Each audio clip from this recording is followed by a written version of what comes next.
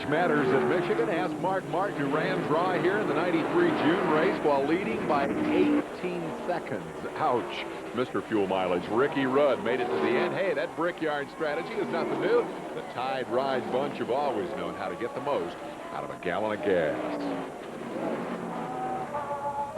All right, check out the point standings. It's 109 from Gordon back to Martin. Jarrett, Labonte, Burton slipping back and losing ground here, and thus a lot of people perceive this as a two-man battle for the championship. Not sure I would agree. But Jarrett, Burton, all better positioned than they were last year, as are Gordon and Martin. Burton a bunch better than he was last year. Labonte is not as well off, obviously. Earnhardt was also in the picture last year, but now he's a distant sixth. In the second five, look at the improvements for Mayfield from 20th to 8th, and Elliott from 34th to 10th.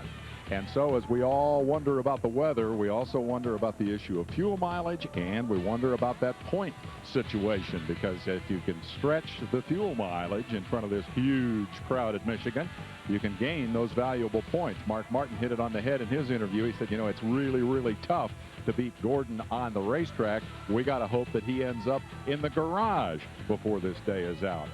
Gordon coming off a long losing streak, tied the longest losing streak of the season. He got beat 4 races. That's what passes for a slump when you're 109 points ahead in the race for the championship. Fans are on their feet for the national anthem. Shelley Bush.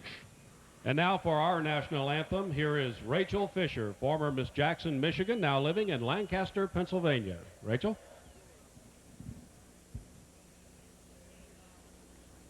Oh, say, can you see by the dawn's early light what so proudly we hailed at the twilight's last gleaming, whose broad stripes and bright stars through the perilous fight o'er the ramparts we watched were so gallantly streaming, and the rocket's red glare, the bombs bursting in air, gave proof through the night that our flag was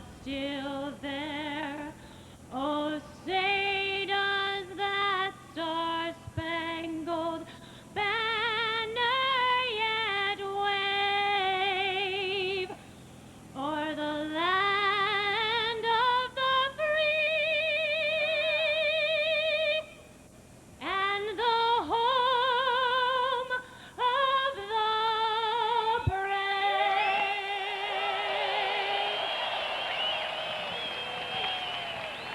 Time is short, but I got to know, were you hanging on or were you driving yesterday when that thing went around twice? Well, what did it look like to you? I was hanging on. Well, we all thought you were driving. We thought you were a hero. How can you save fuel and pass whatever it is, 27, 28 guys in front of you here? Don't spin out like I did yesterday for sure. I don't know. Got a good race car, so we'll see. All right, that's Earnhardt. Here's Bill Weber. And here's Bobby Labonte. Actually, he's leaning into his car, preparing to get in to start the DeVilbiss 400. Hi, Bob. I knew that wasn't the right way to get in there.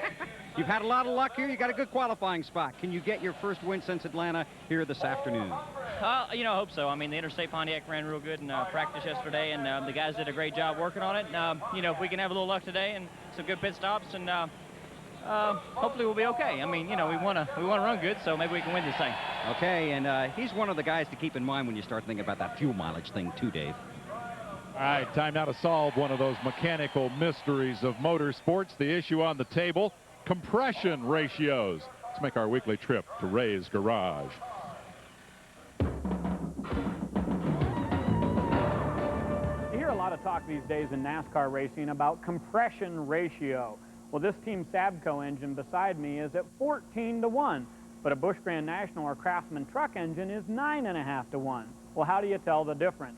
You have to be able to go inside the engine and measure the volume inside the combustion chamber. And you have to take into consideration the dome on top of the pistons and also the design of the head that fits on top. Now, we're actually talking about a very small space inside this engine where the air and fuel mixture is actually ignited, and that pushes down on the piston with a great deal of force.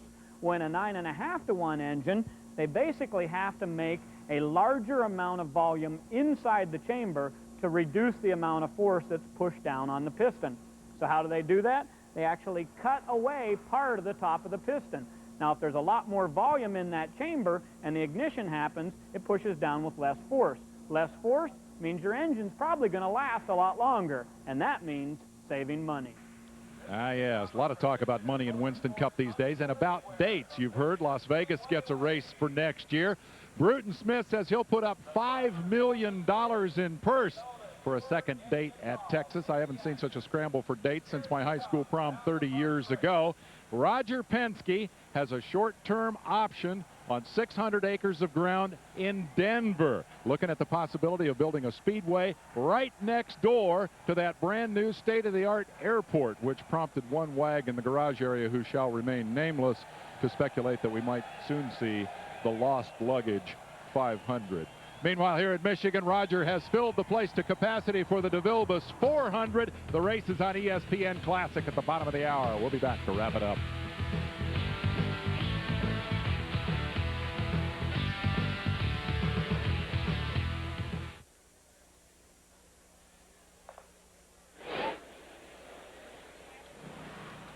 The Michigan Speedway wave now making his way towards turn number 1 over the vehicle tunnel that goes underneath the racetrack.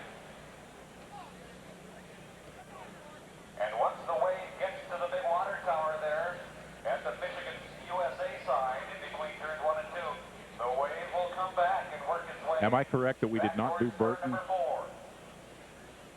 Okay.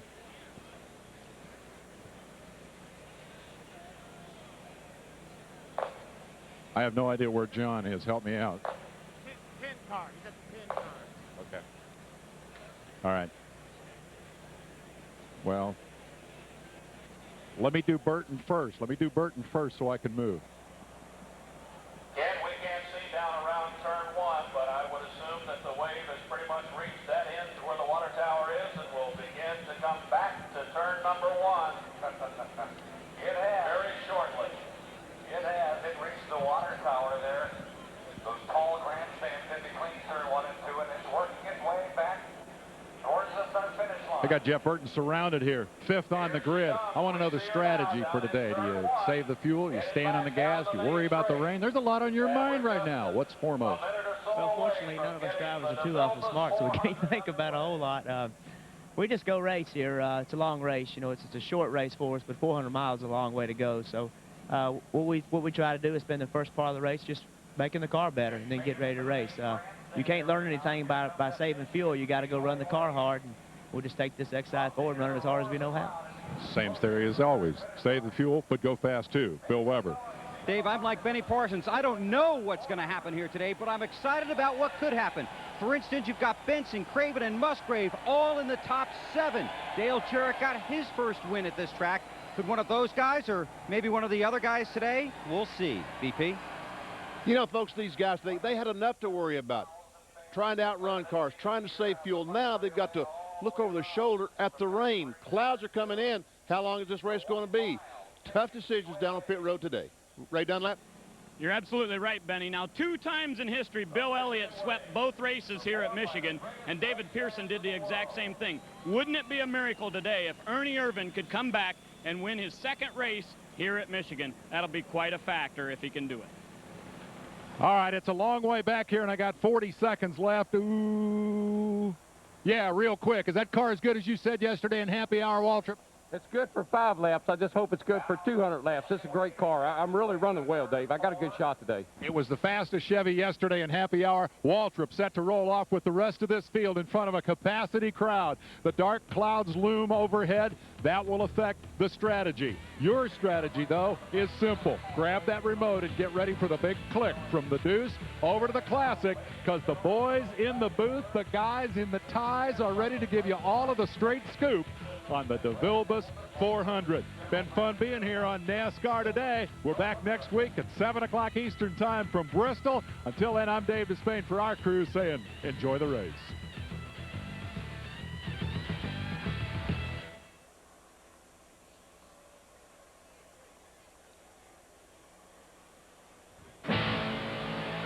ESPN and the National Association of Stock Car Auto Racing present the Winston Cup Series on the banks of Michigan Speedway.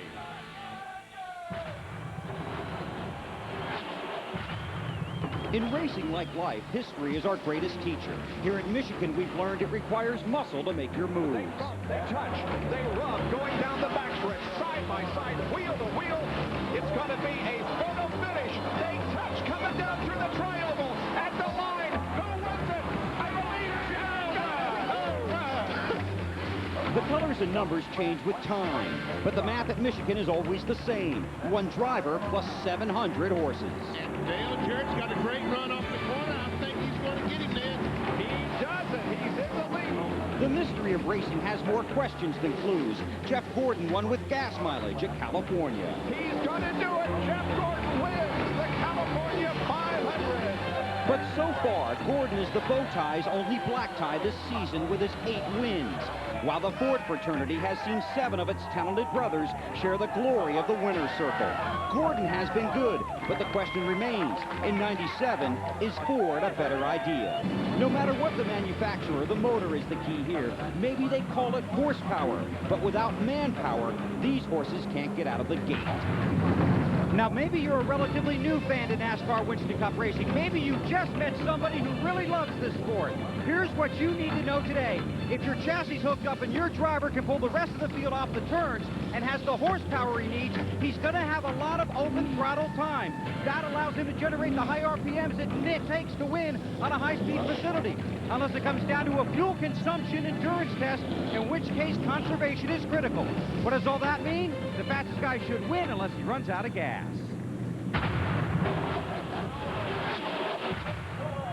The wide open straights and turns of the Michigan Speedway gives drivers plenty of room to run.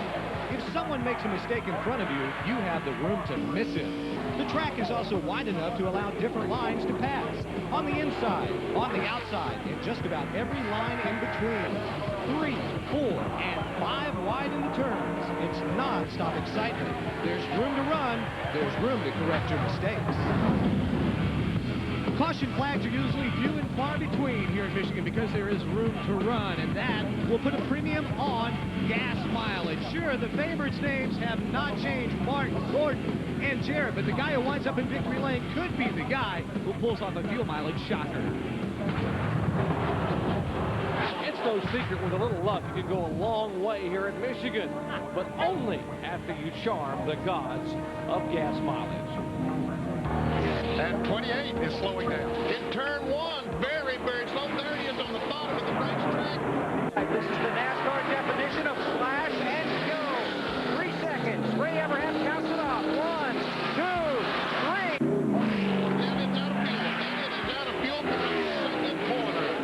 3. Jeff Gordon is just backing up a little bit, trying to save every drop of fuel he can. And Mark Martin apparently is out of gas.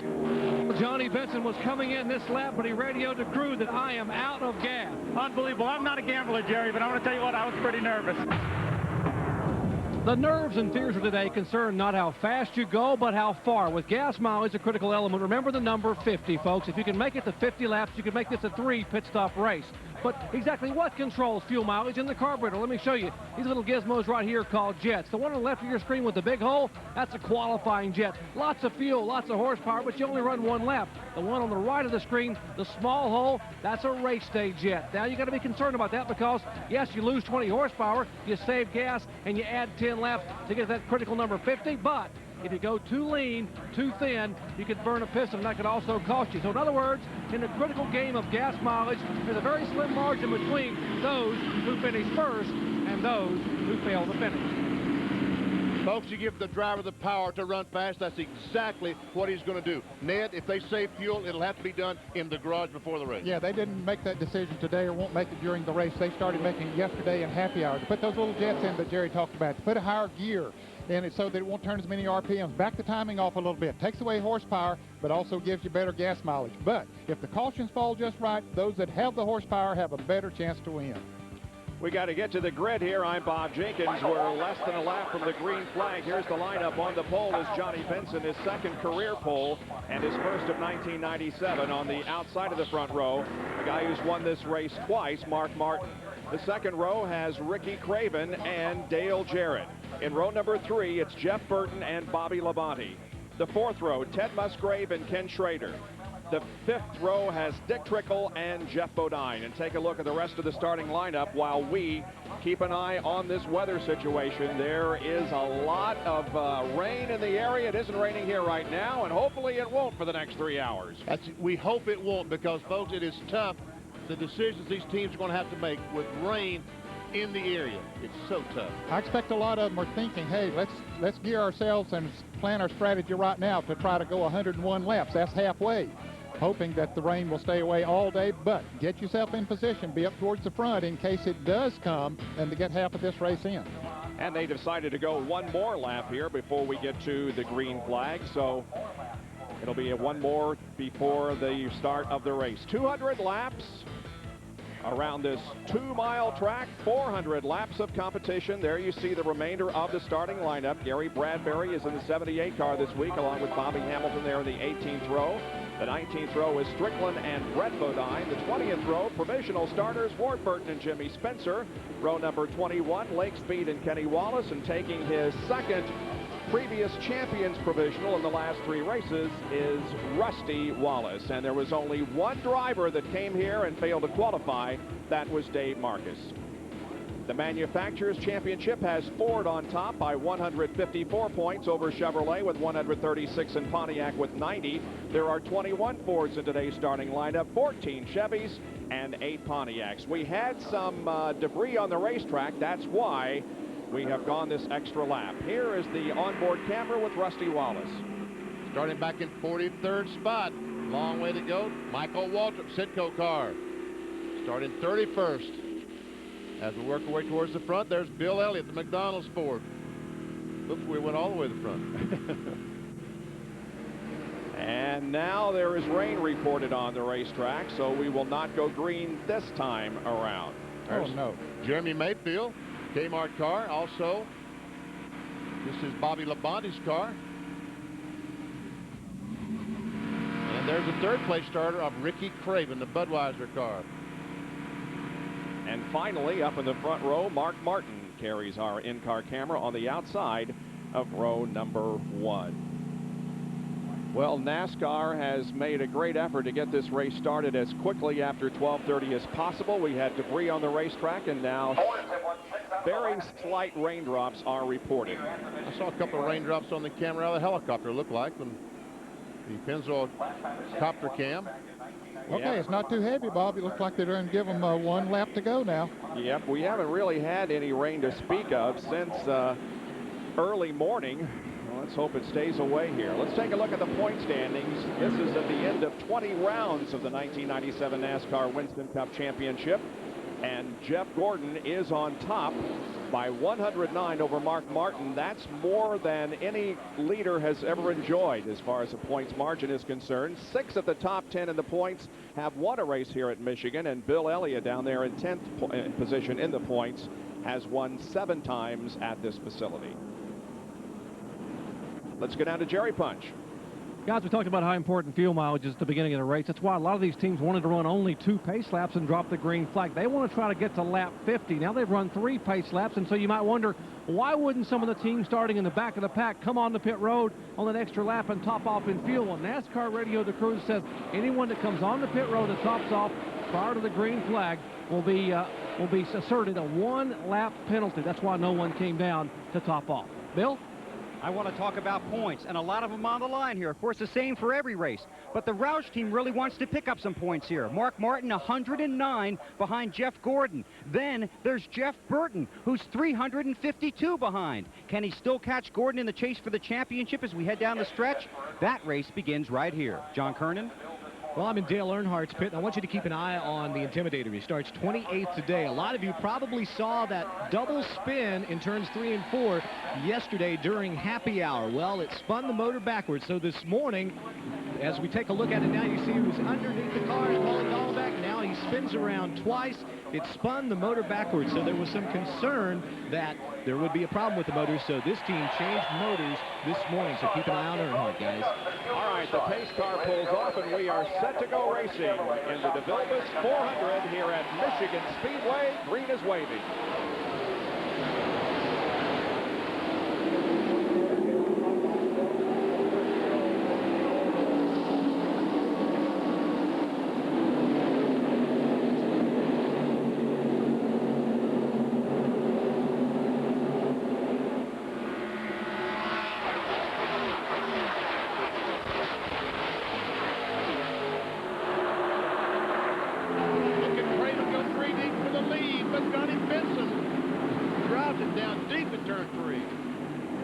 Johnny Benson has never led a lap here in Michigan. He's in the lead right now as they come off the board.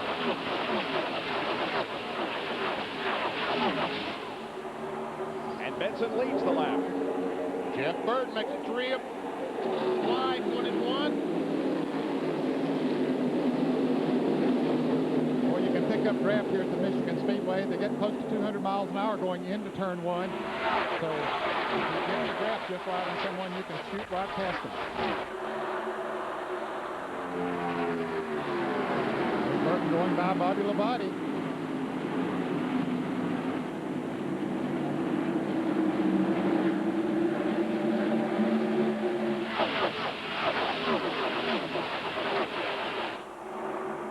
Dale Jarrett way down on the inside of the racetrack with the left side tires on that white line. But he loses a few positions. Looks like the high line right now is the way to go. Jarrett's car is running on the bottom of the racetrack, and he has lost, as you said, 4 or 5 positions since the start. The battle is for 5th positions. First 4 cars running in single file. Back here is Schrader, Jeff Burton, and Ted Musgrave.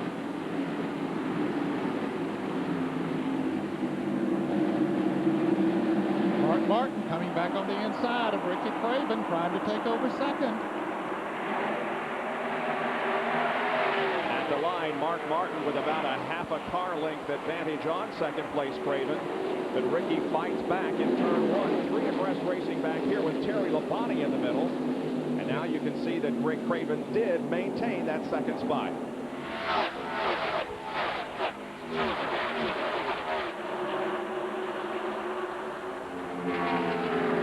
Jeff Burton, 99, still trying to get by Schrader in 33. Burton just can't get his entry into the corner right, but this time Musgrave tries to take advantage of that, moves to the outside. And runs up on Kenny Schrader. Boy, he runs up close on him.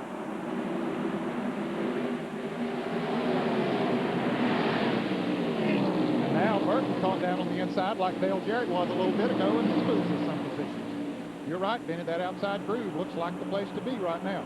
Look at Musgrave going the inside of Schrader, trying to take over 5th spot. When they come off that corner, they seem to lose momentum. And side by side, Burton back there, and now Ricky Craven took a shot at Johnny Benson, who's the leader of the race, but couldn't pull off the pass. And Bob, you wonder why it doesn't he go just drive it on down in there. There's plenty of room to do that, but he might wind up like Dale Earnhardt yesterday, spinning around if he goes down in there.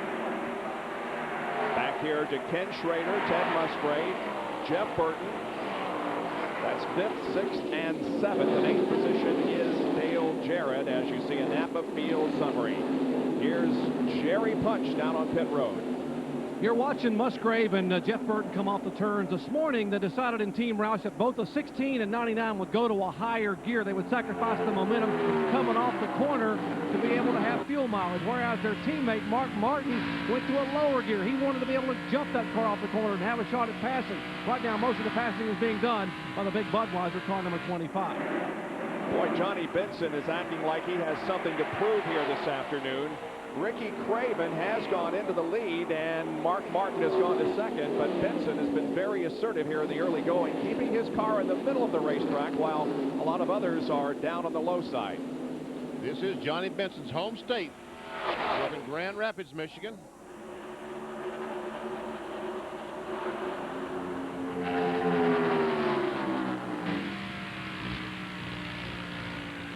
So Ricky Craven is in the lead here at Michigan Speedway in the DeVilbiss 400. We'll be back in just a moment.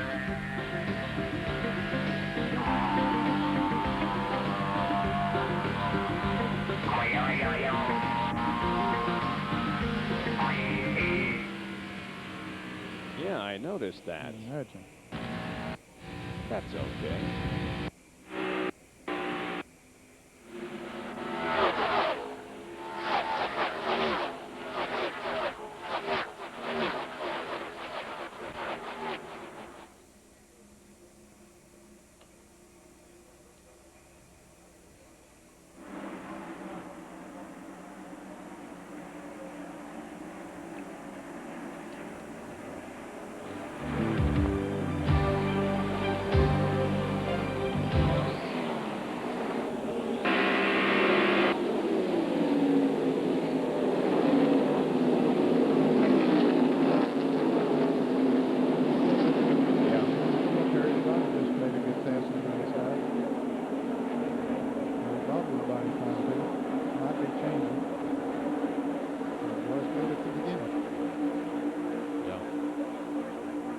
They can't get their angle right getting in the corner if they're down low.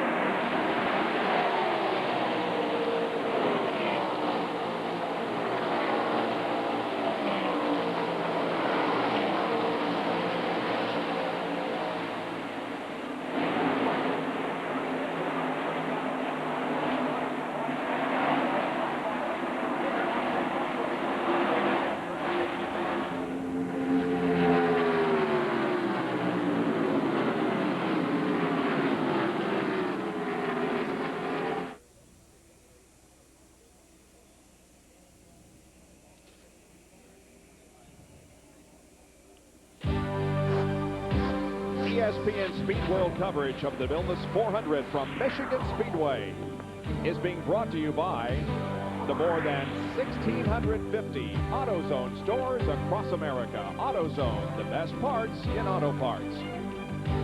By Team Monte Carlo Chevy, the cars more champions trust. And by Quaker State, the quality your car deserves. We have a battle for the lead, Bob. A very good battle for the lead, as a matter of fact. Craven and Mark Martin are going at it side by side. And look at Musgrave trying to go with his teammate Martin, and Benson on the outside. Tried to make it 3 wide there, but Craven jumped up in front of it there. The Jack Roush cars lined up at the bottom of the racetrack. Oh, Craven got loose there in the second turn. So give Mark Martin the lead. Here comes Musgrave. And Jeff Burton trying to follow Musgrave right now with the Jack Roush cars. 1, 2, 3. They had an impressive performance in happy hour last night. And they picked up where they left off then. Let's see how fast they run. We'll give you the speeds at the line this time by. See the leader ran 177. We go back in the back and we see 178 back for Jeff Gordon, 178.3. Also a good lap for Jeff Bodine in number 7, but 28, 24, 36, and 4 were all above 178. Yeah, look at Ernie Irvin. He started 20th. He now is up to 10th, taking over 9th. Jeff Bodine coming with him in the gold number 7. New color for Jeff Bodine this week. Derek Cope in the 36 car, the rainbow color car behind the rainbow 24.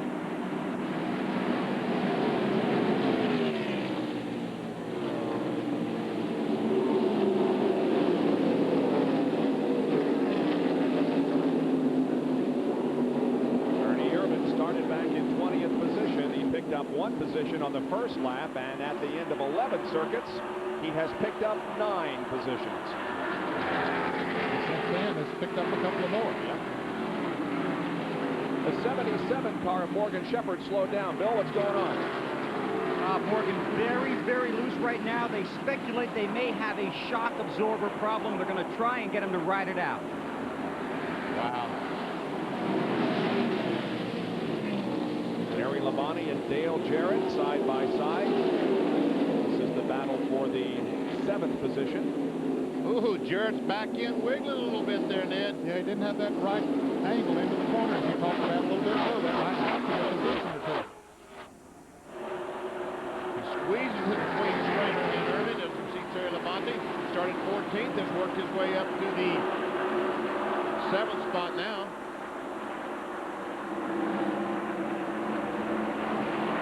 There's Morgan Shepherd, who has dropped off the pace. Currently being shown in 43rd position, the last car. Everybody's still in the lead lap.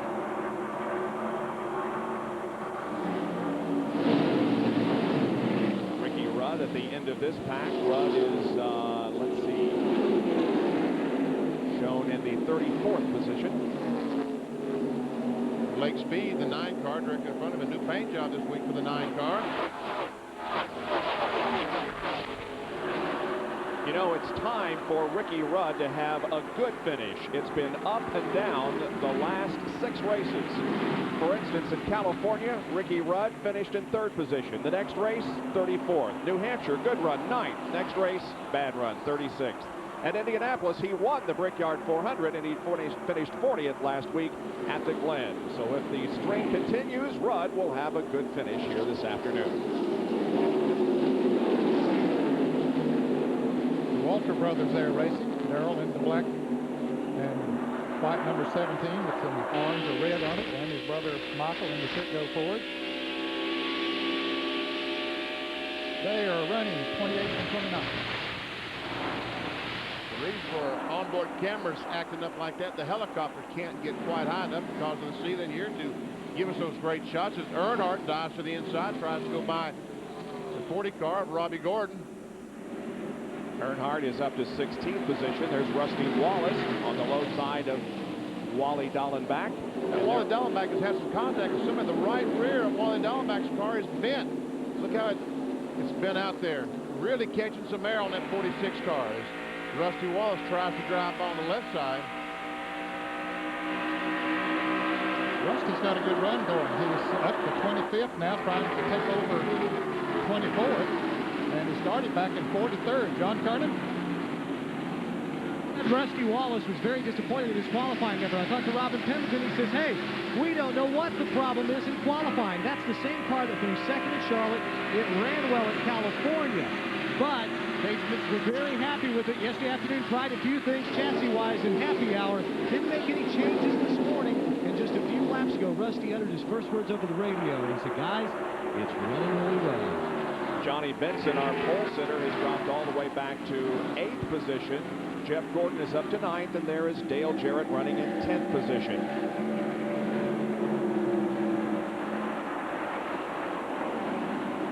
Looks like that Gordon might try to pass Benson off the corner 4, but he did not. And at the front of the field is Mark Martin, enjoying a little more than a half-second lead on Ted Musgrave. And then the 3rd member of the Roush team, Jeff Burton, is running 3rd. Bobby Labonte is 4th, and Ricky Craven is running in 5th position. We're at Michigan Speedway in the Irish Hills near Brooklyn, and we'll be back with more of the DeVilbiss 400 in a moment.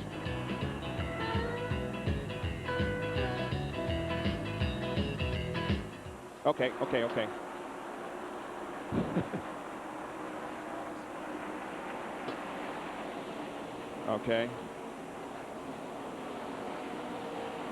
That's good. Thank you, Lynn.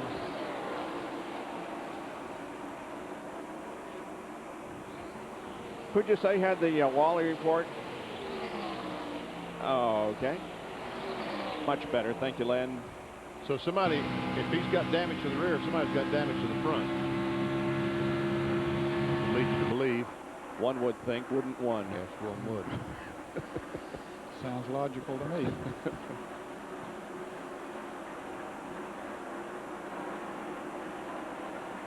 Yeah, I got it. Is that right? Yeah. Please. Yeah, please. No, well, do it lightly now and then big time at the end of the race, would you? Yeah. I said,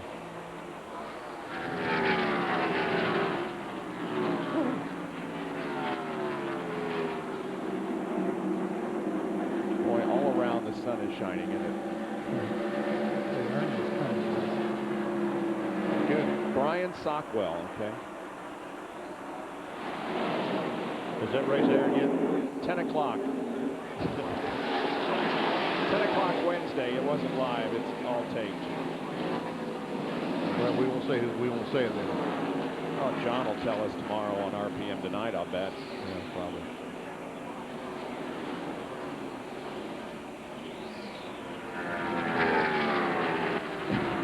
Start over. The DeVilbiss 400 at Michigan Speedway is 22 laps old. Mark Martin, there's the healthy advantage he has, but the battle back here for second and third.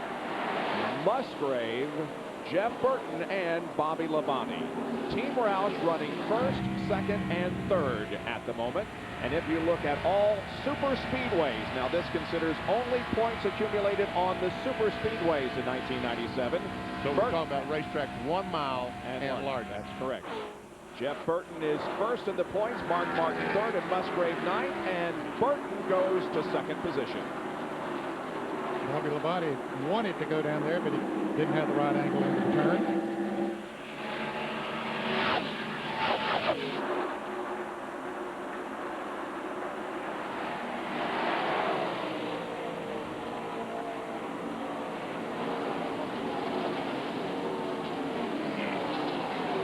Dale Earnhardt on the inside of Derek Coates, trying to take that spot away. That's 13th, BP. He continues going toward the front of does Jeff Bodine in the 7 car.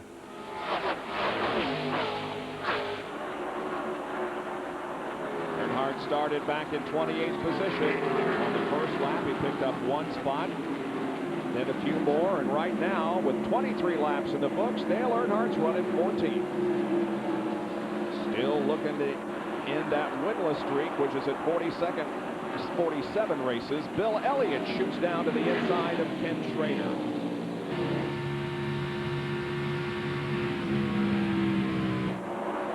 And depends on which one Earnhardt follows, might have the advantage coming off the turn 2. Bill Elliott has won 7 times at this racetrack. He's won the June event 4 times, in this race 3 times. We tried to make a pass on Schrader, but it tossed him in his position as Earnhardt goes by on the outside. These guys are really having trouble. A lot of them are really having trouble running on the bottom of the racetrack.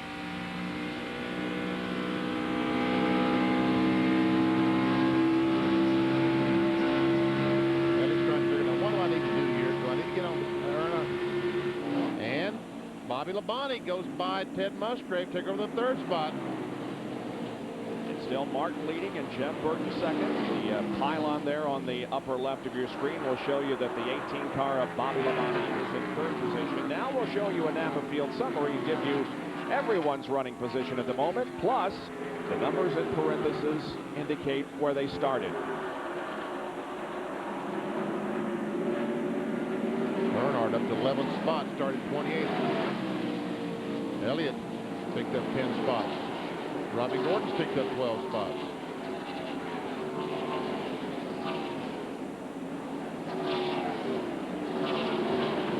Rusty Wallace started 43rd up to 22nd.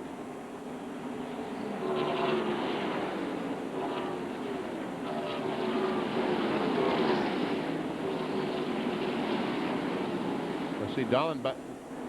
There's the 90 car. He's having some problems. We saw Dallenbach going by as well, also with a right rear quarter panel bulged out. John Kernan.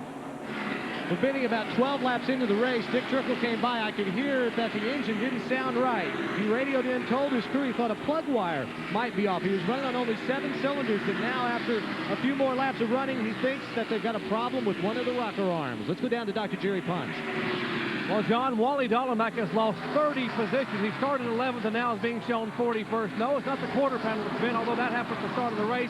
They have an ignition problem, and they have switched the backup ignition, and it's still missing. And now he radios his crew chief that says, I think it's the alternator. So they're telling him right now to cut off everything else in the car that's electrical, and on the first pit stop we'll try. Hopefully it's a wire loose. If not, we'll have to change the alternator in the 46. And right now, he has lost 30 positions. So I guess we can assume that he no longer is running the air conditioner or the radio, huh? That's exactly right. You know, they had an alternator problem on that car at the Brickyard. Yeah, one of the Savco cars had an alternator problem. Mark Martin continues to set the pace here. He is now a 3/4 second advantage over Jeff Burton as we are 29 of 200 laps into the DeVilbiss 400.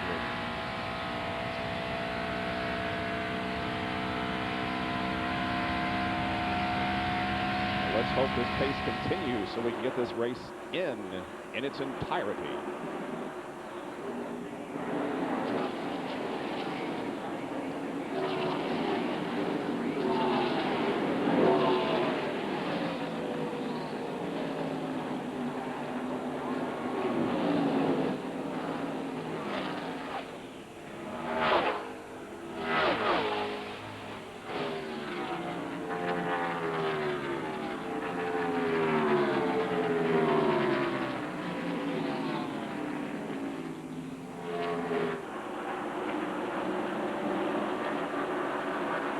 Okay. Jeff Burton's gaining on him, isn't he? Yeah, going 6 tenths of a second back this one. You want to do 6A or B, or does it make any difference? We'll talk about this radar thing. That's rather interesting. Yep.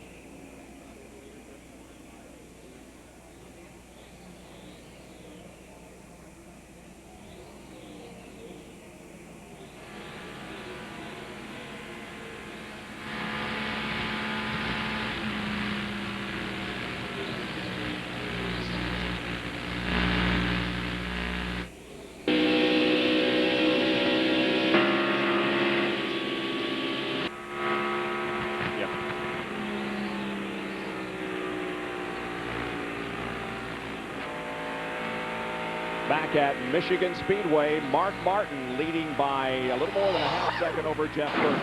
And there's a new feature on NASCAR Online, www.nascar.com. Weather trackers can check the current weather conditions in the weekend forecast and the live Doppler radar, which is updated every 30 minutes. So you can have more information concerning where the rain is than we know. www.nascar.com, NASCAR Online. Well, there's the leader, Mark Martin, but that second place car, well, he's gained about 6/100ths of a second while we're in commercial break. There is Jeff Burton. He's 0.7 of a second behind that last time by. And Dallenbach and Trickle in jeopardy of going a lap down. There is the top 10. Earnhardt has worked his way to the 10th spot. And Jeff Gordon trying to take over a spot from his teammate Craven. That's 6 right now. Right. Gordon has really been coming up through there, Benny, just picking them off one at a time, very methodically. He has a good race car. Jeff Gordon has never won here at this racetrack, but he has led the last 2 events at this speedway. On board with Ricky Craven.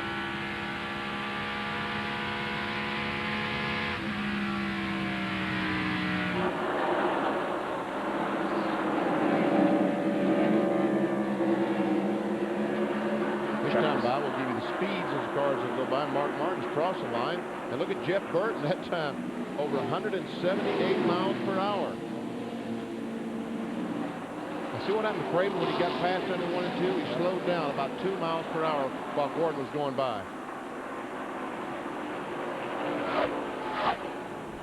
So it looks like the fastest lap last time was Jeff Burton at over 178 miles an hour. Terry Labonte. So we see we've got 3 Roush cars in the top 4, and in 6th, 7th, and 8th, all Rick Henry cars. And Dick Trickle heads for the pits. Away. 4, 3, 2, whoa. John Kernan. Dick Trickle in his fifth. Remember, he started ninth, but he's only running on 7 cylinders. The crew looking under, trying to figure out which cylinder it is that is not firing. As the car idles, now he has shut it off. You can hear that something was not right. They're looking on the left side of the car, trying to check the plug wires, make sure that each one is tightened. Got another one? Well, the crewman asking for another one. It comes over with a screwdriver. So it looks like they're going to check the plugs right now. They'll take the cover off. All right, let Harold take care of that. Not too bad. Big Trickle had a great qualifying run. All right, guys, let's change tires. Meanwhile, back on the racetrack, there is the interval now between first and second.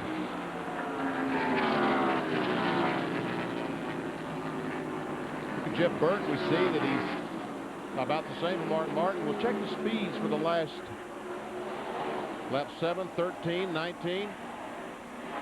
Martin and Burton ran about the same thing. Then on 13, Martin had a great lap. On 19, we see that Burton's a little faster.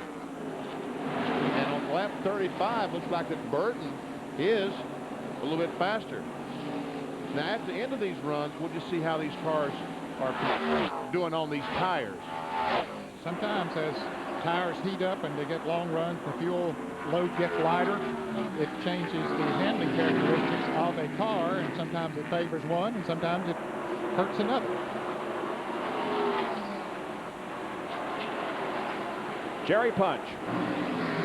Exactly what you're saying, Ned and Benny, is what's happened with Ted Musgrave. The concern here at Michigan, the track tends to get very, very tight, which means you get a push coming off the corner. Now, if you have a low gear in the car, which some of the guys have gone with, like Mark Martin, you can just jump in the throttle and it'll jerk the car off the corner and the push will go away.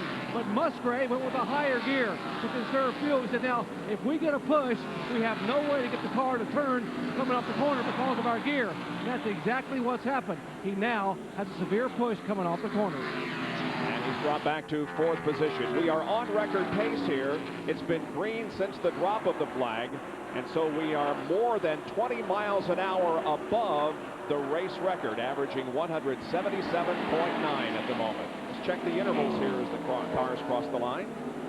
We see Jeff Burton still 3/4 of a second behind. Bob Labonte now almost 5 seconds back. Jeff Gordon 8 1/4 seconds.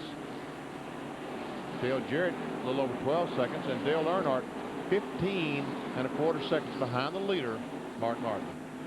And Jeff Gordon now comes up on the 28 car of Ernie Irvan. We should be entering a pit stop window here before very long, and we want to make sure that we show you what happens during those pit stops, so we'll take a break. With 40 laps completed at Michigan Speedway, Mark Martin is the leader.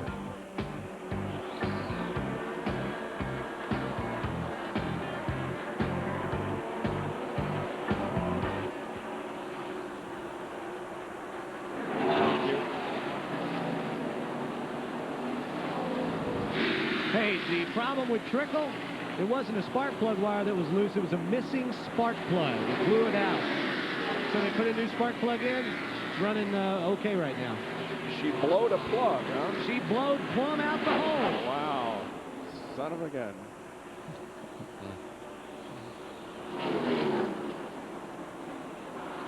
I wonder what you're talking about.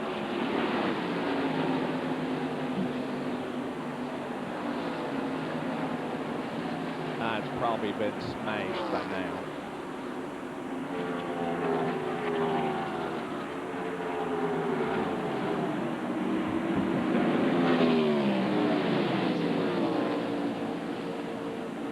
Sure.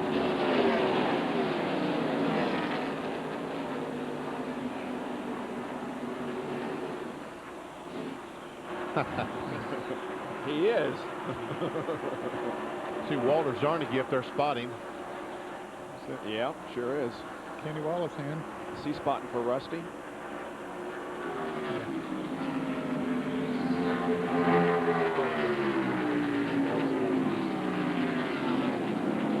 Oh, yeah.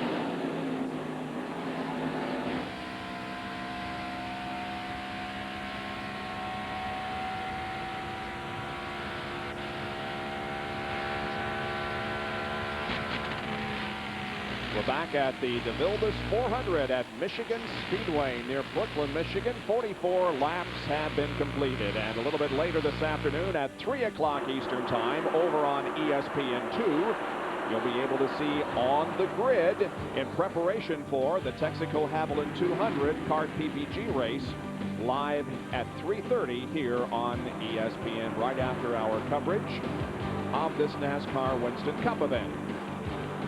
So all kinds of racing activity this afternoon. And we see now some cars beginning to make their first scheduled pit stop. This is bad news because they need to run the 50 laps. And here comes Jeff Gordon. He's coming in early. Need to run to 50, but evidently that fuel pressure gauge started fluctuating. Bill Weber. Jeff Gordon got through lap 45, now brings his DuPont Chevrolet sliding to a stop just at the start-finish line here on pit road. Gas can goes in, Gordon getting right side tires. He should be 4 tires stopped. Earnhardt is also on pit road, about 5 stalls behind Gordon, and Kernan's there. It'll be a 4-tire change for Dale Earnhardt. The car's been loose getting into the turns, but good coming off. The crew swings around to the left side. Larry McReynolds watching them work. Earnhardt now. Jeff Gordon is down and away, headed down pit road. Earnhardt guns they have a little bit of a problem with the left front tire. Now they finally get the lugs tight, and he's away.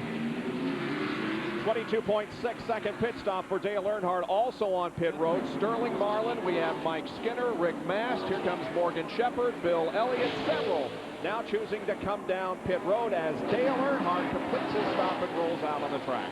Robbie Gordon, Jeff Bodine, Derek Cope, Kenny Wallace was in a little bit ago. Let's go back to the pits and John Kernan. Jeff Bodine is in. He's in the pit stall right in front of Dale Earnhardt. The crew putting the right side tires on, tighten the lugs there.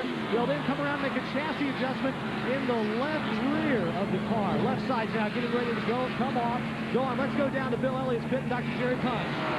Right side tires only for Bill Elliott. He is down in the way. A major adjustment in the right rear of that car. He had come all the way from 24 starting spots into the top 10 as we are still waiting for our leader, Mark Martin, who should pit in about 2 laps. We're on board with Mark Martin now. He shows no signs of slowing down this time, passing Chad Little. And Bill Elliott changed 2 tires as Jeremy Mayfield comes down pit road. There's a little bit different look on that car this week. Kmart's headquarters are located in Troy, Michigan, just down the street from Michigan International, and he stops for his scheduled stop. And Jeff Burton is in as well. The second place car coming in. Ernie Irvin coming in. Let's go to the pits and Bill Weber. Jeff Burton driving a car that was brand new for the California race. Car number 14. His car is running well. Slight air pressure adjustment. Right side tires are on. They come around to the left side. Fuel going in. Burton pitches out his brake throttle. Tightening the lugs on the left side. Having a little problem on the left rear. Now the lugs are tight. The car's down. And Burton's around and out to punch. All right, Texaco car that won here in June. Ernie Irvin has already made a right side tire change. Now we go to the left side of the car. 4 tire change for Ernie Irvin. Remember what happened in June? To take only 2 tires. Now we'll see what our leader does. Here comes Mark Martin down pit road at 65 miles an hour. Martin in the pits of Valvoline Ford. I got to believe they're going to change 4 tires. As good as this car is in, his teammate Ted Musgrave also pitting about 4 stalls behind him. Right side tires on for Martin. No checking thus far. Left side tires going on, and Musgrave and Ricky Craven running Musgrave. They both getting right side tires. As the left front, now left rear tire is down on the Valvoline Ford. He is down the way. Now Musgrave just getting right side tires. Craven, Budweiser, Chevrolet will get a 4-tire change. They made an air pressure adjustment for Craven to complain. It was very, very tight. And he smokes the tires and heads back to 1. Let's go to Bill. Bobby Labonte pits on pit road as the race leader. His Pontiac slides to a stop. Terry Labonte goes by on his right-hand side.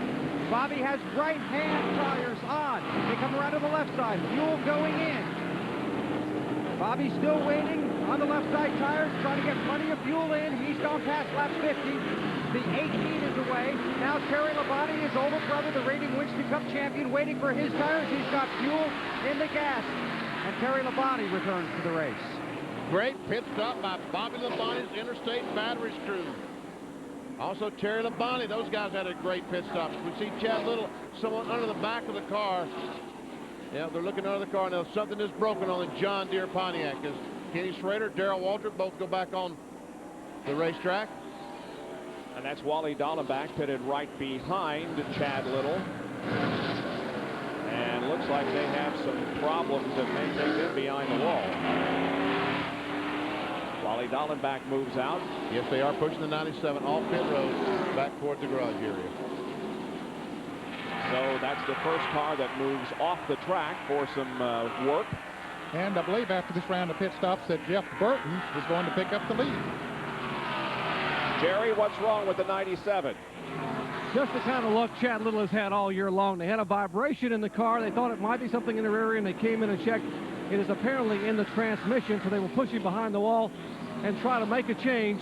But unfortunately, that good qualifying effort early in the week goes for naught as he will head for the garage area.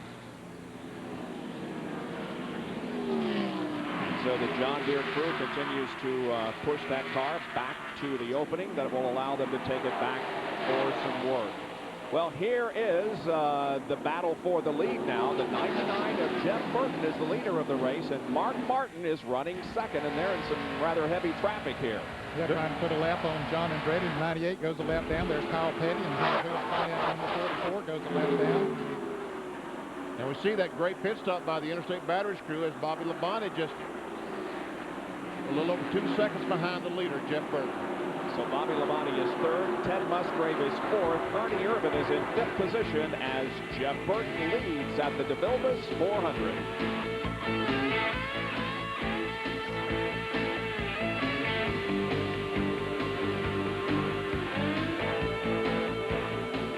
So 5 cars made it to 50. That will, yeah, right. So I think those that ran 49 are okay because they ran those 3 laps at the beginning.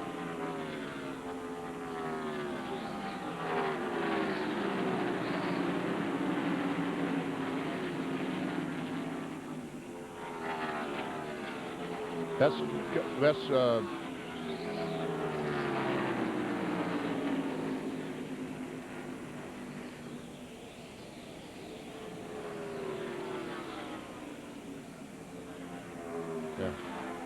That's 2 laps, right? Yeah, so we see Bobby Labonte was the fastest, had the fastest average speed because he had the best foot. There goes the battle for the lead.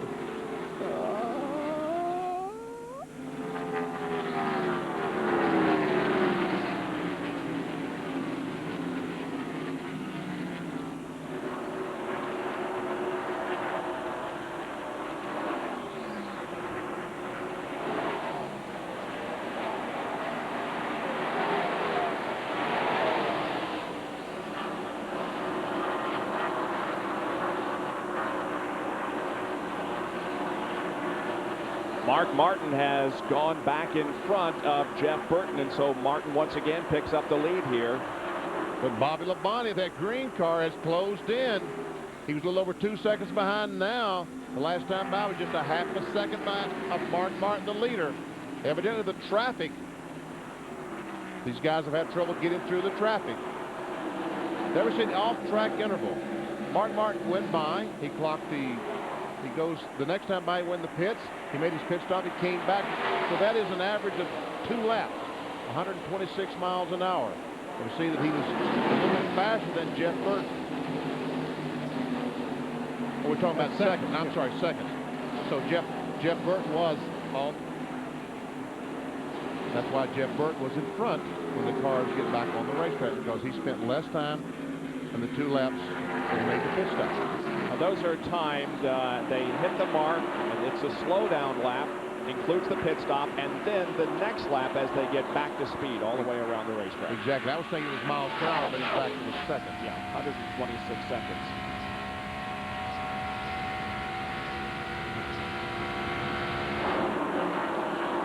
And, you know, those things, the driver is very critical. You know, get it in the pit road, on the pit road, get it off pit road.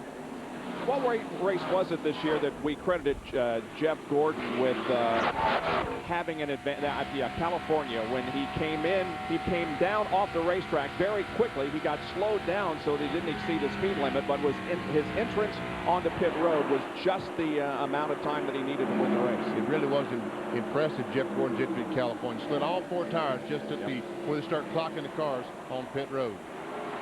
There's first, second, and third. Bobby Labonte now is in third position. Labonte has 4 career NASCAR Winston Cup wins, and half of them have come here at Michigan. He won the June race in 1995, and then he came back and won the fall race that year.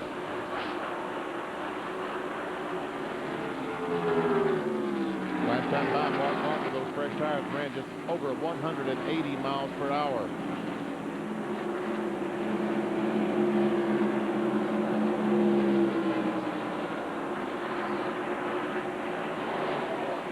See, the Bobby Labonte is coming right in on him. Those cars are within about a second of each other, and then we go back a couple of more seconds to Ted Musgrave, who's running in the 4th position, about 3 1/4 seconds behind Mark Martin. He has gained 3 positions since the drop of the green flag. Next car is Ernie Irvan. There he is, as he goes by Kyle Petty on the outside. Currently in 5th, started in 20th spot. The winner here in June. What's everybody raving about? That the 28 car, the same car, started in the same spot, used the same garage stall? Got a lot of the sames there. The result could be the same. There's Terry Labonte, who started 14th and now runs in 6th spot. We're looking for Bill Elliott. He'll be next. There he is. Now, he made that 2-tire change, which put him up in the top 10. Bill was back somewhere between 12th and 20th with that 2-tire change, and really it looks like it's working for him because he's been able to hold off Dale Jarrett and Jeff Gordon. They got beside him a couple of times quickly to make the pass. So there's 7th, 8th, and 9th, and not too far behind Jeff Gordon. There in 9th position is the 10th place car of Ricky Craven. There he is.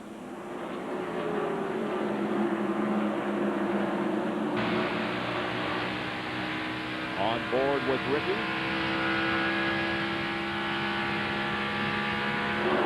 About 14.6 seconds up ahead of Ricky Craven is the number 6 Valvoline Ford, driven by Mark Martin.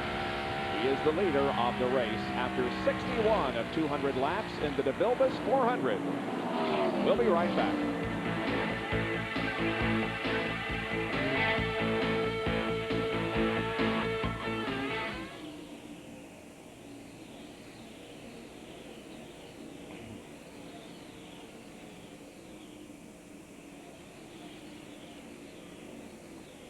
Yo.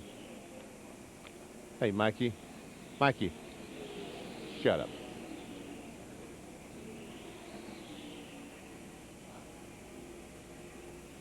He's still leading. That car right there?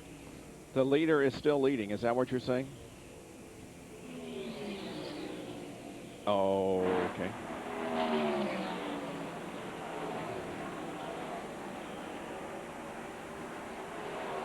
Now I'm going to see if you do that, Mikey. Didn't hear you, Chevy. Let Chevy talk. You were cut out, Chevy. Try it again. Thank you. All right. Thank you very much. Looks like, yeah, and Brady went high. I don't know, he went very high off of turn 2. No. Well. No. Cost you. Probably.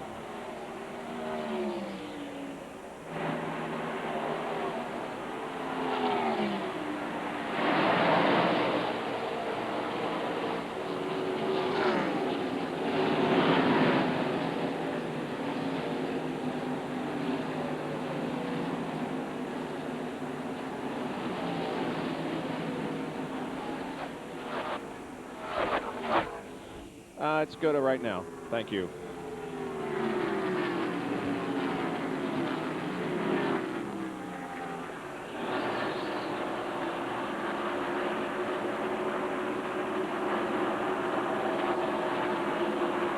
Here comes Mark Martin around the number 8 car of Hut Strickland. Hut is running in the 24th position, so there are 23 cars now on the lead lap as Mark Martin has about a 0.6 of a second lead on Jeff Burton. Well, let's go down to John Kernan, who's with Chad Little. In the garage area, Bob, right now, and Chad's crewman underneath the car replacing the transmission. Chad, can your luck get any worse? Unbelievable. Yeah, I couldn't get much worse, but you know, luckily the John Deere Pontiac, we were running, I guess, okay. The car felt decent out there. We're a little tight down in 3 and 4, but pretty good in 1 and 2. And after that pit stop, I took off, and I thought maybe a tire was really loose, but as it turns out, it's something inside the transmission broke. So we're going to change the transmission and then just get back out there and see what we can learn as far as chassis setup and so on. But it's unfortunate, you know, when you have a string of bad luck going, it can continue, and we're knocking on the door for that right now. But everybody has high hopes. We're real excited about our new alignment with Roush, and we're going to keep charging forward.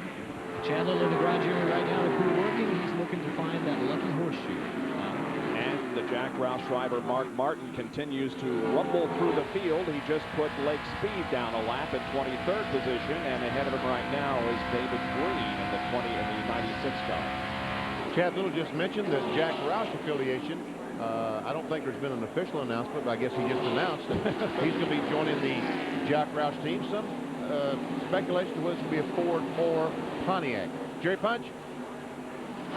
And by the way, Benny did make an announcement this morning that Jack Roush is the official owner there of the Chad Little team, and we'll be going up there Tuesday to visit the shop for the first time. But a moment ago, while you were talking to Chad Little, Derek Copeland, an unscheduled pit stop in the Skittles Pontiac, and guys, believing about bad luck, his window net came down. They had to come down pit road and put it back up, and it cost him dearly. Yes, indeed. He's down a lap now in 37th position. Just passing by Dale Earnhardt, who's running at 11th currently after starting 28th.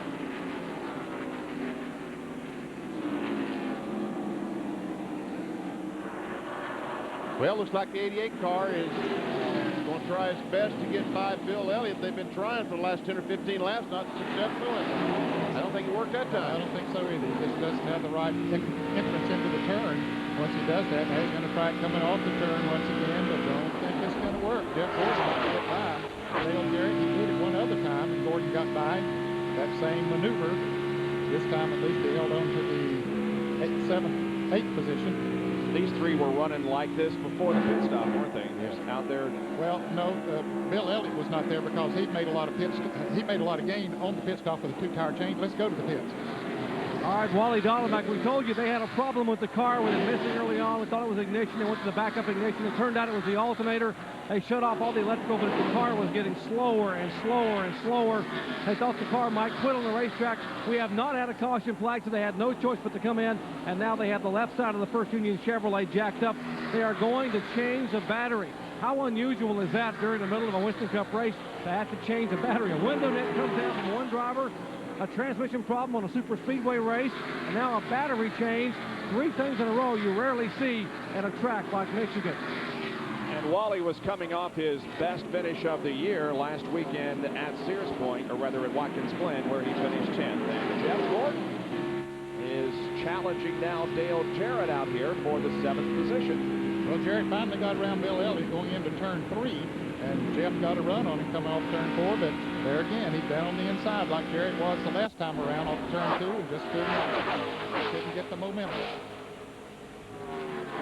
What happens, these cars have to really make a wide entry into the corner. Here they got to go in wide and come across the racetrack like that. And with Jeff Gordon go very, very high, and Elliott tries to get alongside of it. If they can't get that wide entry into the corner, the car just simply slides to the right front across the racetrack, pushes across the racetrack. And that's why when you see them on the inside, they get down the corner, they just back off because they know if they go in there with it on that low entry, the car's going to slide right across the racetrack.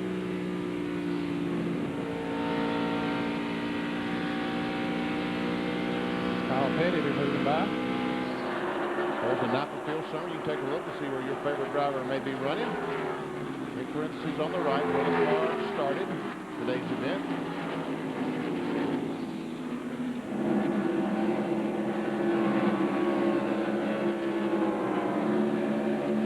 Cars still on the lead lap. Jeff Green just went a lap down, as did Bobby Hamilton. Remember, when we go to Darlington in a couple of weeks, Jeff Gordon will be going for the Winston Million, and the only driver to have done that so far is the guy that's running right there behind him, Bill Elliott. Dale Jarrett, of course, went after it last year, failed to capitalize. We'll see if Jeff can this year. That's in 2 weeks at Darlington. 75 car Rick Mast on pit road. Remington forward.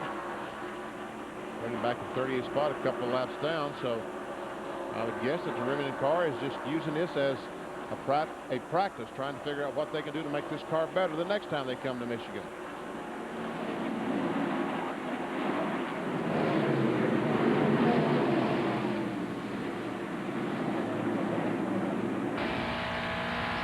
Riding along with Mark Martin. His advantage over Jeff Burton is now a little more than a second. Looking around, looking in the mirror. Who's that behind me? Yeah, okay. Nobody's real close behind him.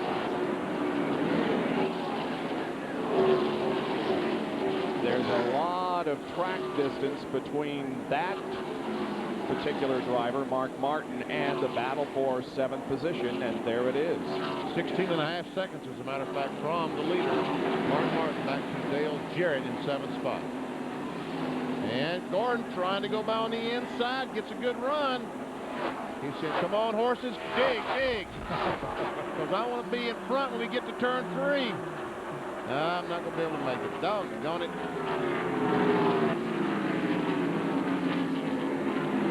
So Jarrett holds the position. Well, Gordon's going to come back one more time coming off turn 4. He's got to run, moves up a little bit, but that momentum on the outside is just hard to beat that. But he's got a good run now going into turn 1. Elliott right there. Pushed him right on by Gordon. He's going to try to make the move himself.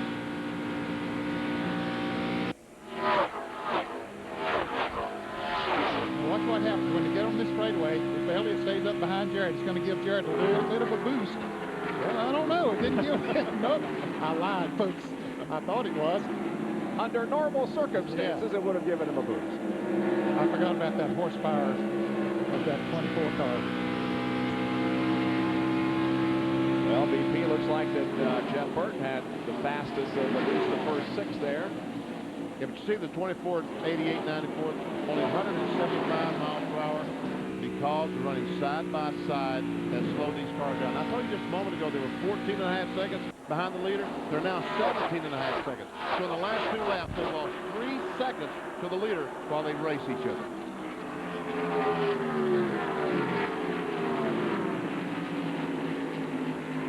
Burton still above 178 as Gordon gets the spot from Jarrett. I think Dale Jarrett realized just what we were saying right there. Hey, we're losing too much time to the leaders, and probably his pit crew or his spotter or somebody said, hey, you'd be better off to single out here. Maybe Gordon is the fastest car of this trio right now, and he can pull us a little bit faster.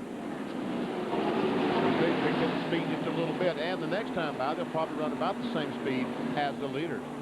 And look out Jeff Burton, 178 versus 176.5 for Mark Martin. Yeah, Martin's advantage was over a second just a few laps ago, and now it's down to about a half second. So Burton is closing in on the leader of the race. Now there's some traffic they're having to work their way through, so that will obviously slow them down a little bit, but they should be faster than the last time.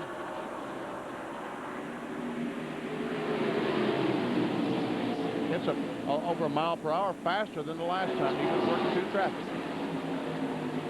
78 laps completed here at Michigan Speedway, and it's still Mark Martin showing the way. We'll take a break and be right back with more at Michigan Speedway.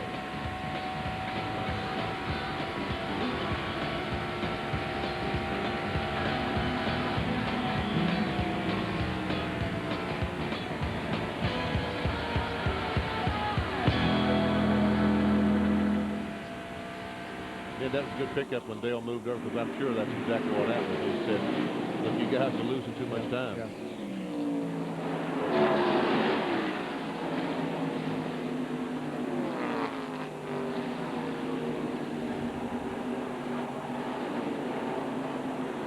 I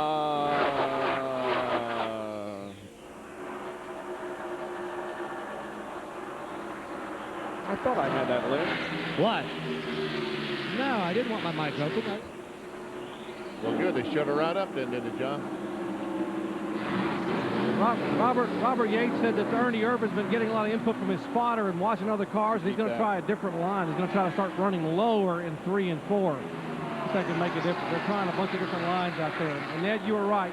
Todd did say if they'll fall back in line, they could probably have a better shot at catching somebody. Yeah. Okay.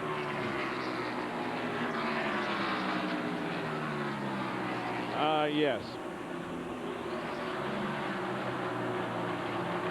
Right, he'll return in October. Yeah. Yep. Okay. And I do have the baseball promo copy, Neil.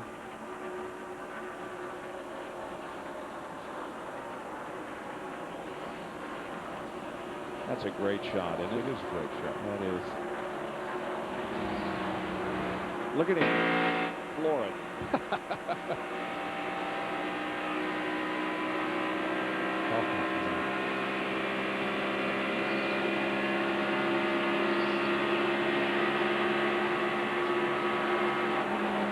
Rusty Wallace on a Sunday drive here at Michigan Speedway. He's being shown in 14th position and just appears as relaxed as anyone could possibly be.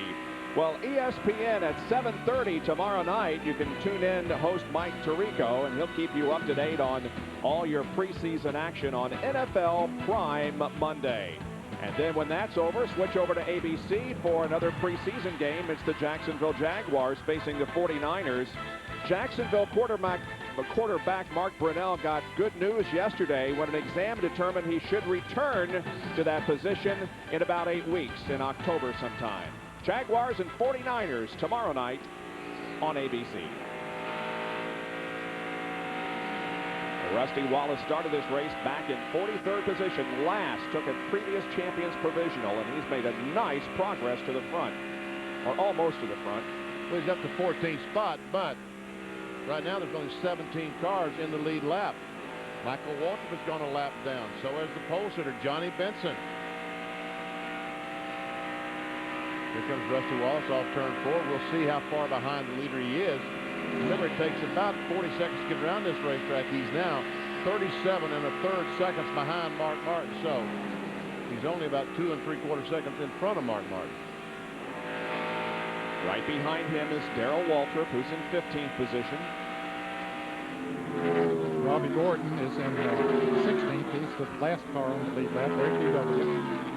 After 20 races in the 1997 season, Darrell Waltrip has turned his season around. He's recorded 1 top 5, 4 top 10s, and has led 7 races, much better than his statistics for 1996, and has improved his points position some 14 better than last year.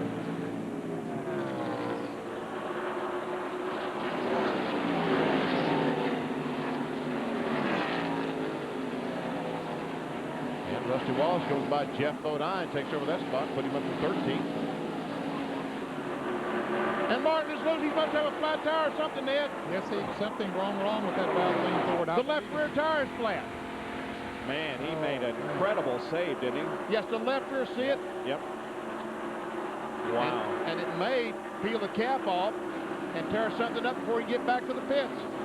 He's over in turn 3, I believe, headed for the pits, but he's got quite a distance to go. And oh man, what a tough break. Had a dominant car. Maybe the crew's getting ready for him. Boy, he was just all over the racetrack trying to slow it down. Doc? You know, we talk about all the sames that have happened in Michigan over the years. Same car for Ernie Irvin, same stall. Well, Mark Martin said, we're bringing the same car back, but not the same engine. We are going to have better fuel mileage, and it was working perfectly. They put it on lap 49, could make it on 2 more pit stops, and now this happened. That's exactly the kind of luck Mark Martin has had at Michigan Speedway. 65 miles an hour. That flat, I should say shredded, left rear tire comes down. Unfortunately, the inner liner is still up on the car. They have to push him back behind the line. NASCAR said he'd gone over the line. Now they will change all 4 tires, changing rights and lefts. Remember, he was one of the guys that made a 4-tire change on his first pit stop at lap 49. Jack put the left side of the car, left front off, left rear off. It has bent the left rear fender up somewhat. Shouldn't be much of a factor. It's bottom low on the fender. Now they try to get some of the studded rubber away, and there's rubber actually matted around the housing, up around the brake housing and caliper. They are pulling and tugging and pulling, and that rubber is very, very hot, and the crew trying to get it off. Finally, they get it off. The car is full of fuel, and now the left rear tire going on. But what a tough break. What a huge disappointment for Mark Martin and the Valvoline team. Wow. Wow. He goes 1 lap down. Is he going to go 2, Ned? Yeah, I think so, before he gets his speed up. Here's what happened. He just had gotten by the 40 car of Robbie Gordon. He comes off the corner, and he can feel the left rear tires going flat. Robbie Gordon goes by and look at that. He says, man, I got me a serious problem now. He did a great job of keeping that thing from spinning out. Back down to Jerry. Let me show you what happens when a tire shreds. This is part of the tread here that came apart. All this tread was intertwined around inside the brake caliper area, and I would grab it and hold it up, but I'm no fool. It's all doggone hot. But I won't show you. You see it steaming there. All this is intertwined and wrapped around the left part of the brake housing and brake caliper. Part of it was up inside the spring, in between the spring segments. So that's where they had to unwind that. Almost had to cut it out. They had not gotten this out. They could have lost at least one more lap in the pits. What a break for Mark Martin. Well, he did go 2 laps down, Jerry. He's now in 34th position. He led 70 of the first 89 laps. Now we see Ernie Irvin, who is currently running in the 4th spot as Martin gets by him.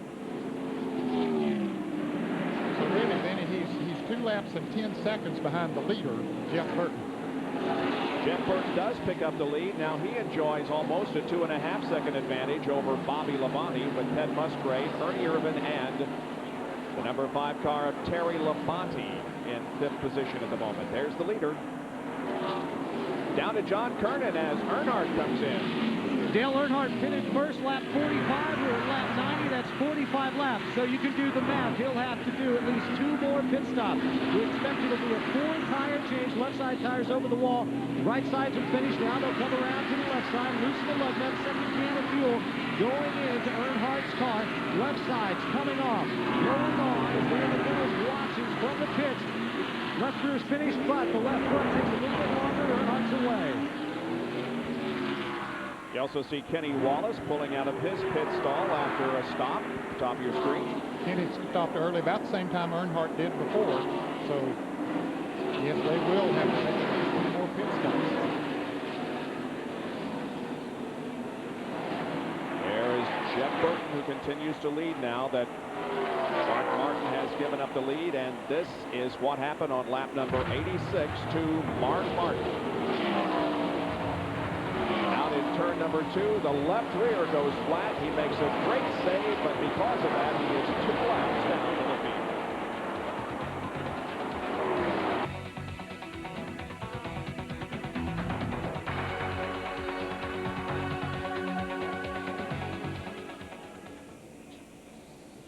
Musgrave is now second. All right.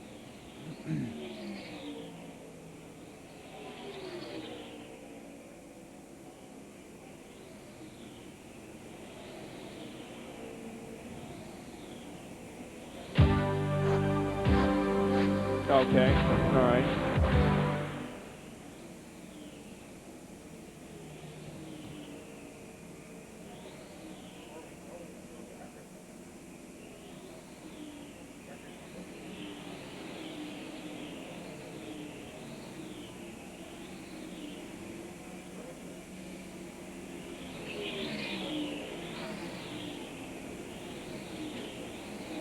Okay.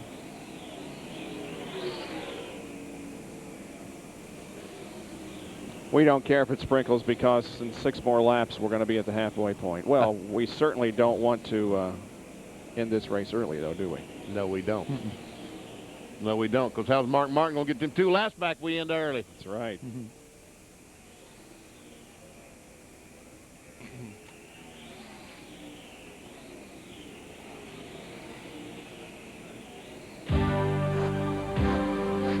Irish Hills of southern Michigan, the scene of this week's ESPN Speed World coverage of NASCAR Winston Cup racing, the DeVilbiss 400, and we're being brought to you by the UAW International Union and General Motors Corporation.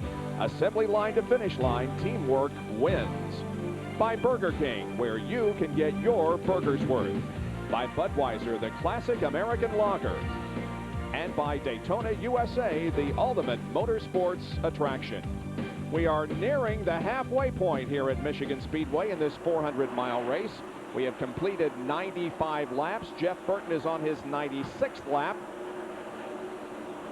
And Sterling Marlin just took his Kodak film Chevrolet to the garage area. Kyle Petty is in the pits. Jeff Bodine comes down pit road. Let's go down to John Kernan. Kyle Petty's crew finishing up on the right side. They'll swing around to the left side. Kyle told me that, you know, he doesn't normally name his cars, but this car right here has the same name that he has. No qualifying fool. He expected to race well today, but he did lose a lap early. His pit work is done. He's headed back to the track. Jeff Bodine also pulls out of the QVC Ford.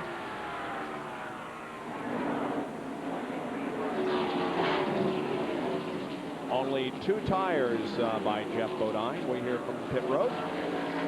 And there is Burton passing by the 17 car of Darrell Walker, or almost. Darrell is running in the 12th position, trying to stay on that lead lap. We understand there might be a few raindrops falling. And Jeff Gordon has come in, and he, as he did in California, Benny, smoked the tires, slamming on the brakes to get down below 65. Bill Weber. 97 laps on the board and a little more smoke as Gordon pulls to a stop at his pit. Extra man over the wall to clean the windshield now. An occasional sprinkle on pit road. Right side tires going on to DuPont Chevrolet. Took a little longer with the right rear. Now they swing around to the left side, trying to get in as much fuel as they can. Remember, weather is a factor. Getting left side tires. Elliott's in. Jerry's there. 7-time Michigan winner Bill Elliott will get 4 tires. Remember, he only took 2 right sides on lap 47 on his first stop. Left side tires going on. Center full of fuel. Great pit stop by the McDonald's crew for Bill Elliott as the car number 43 is on pit road. Bobby Hamilton getting service on the right side of his car. Now the crew going around to the left side. Also in is the 42 car of Joe Nemechek. Getting 4 tires on his car. The crew goes around to the left side. Jack goes up. And the leader comes in. Jeff Burton is on pit road.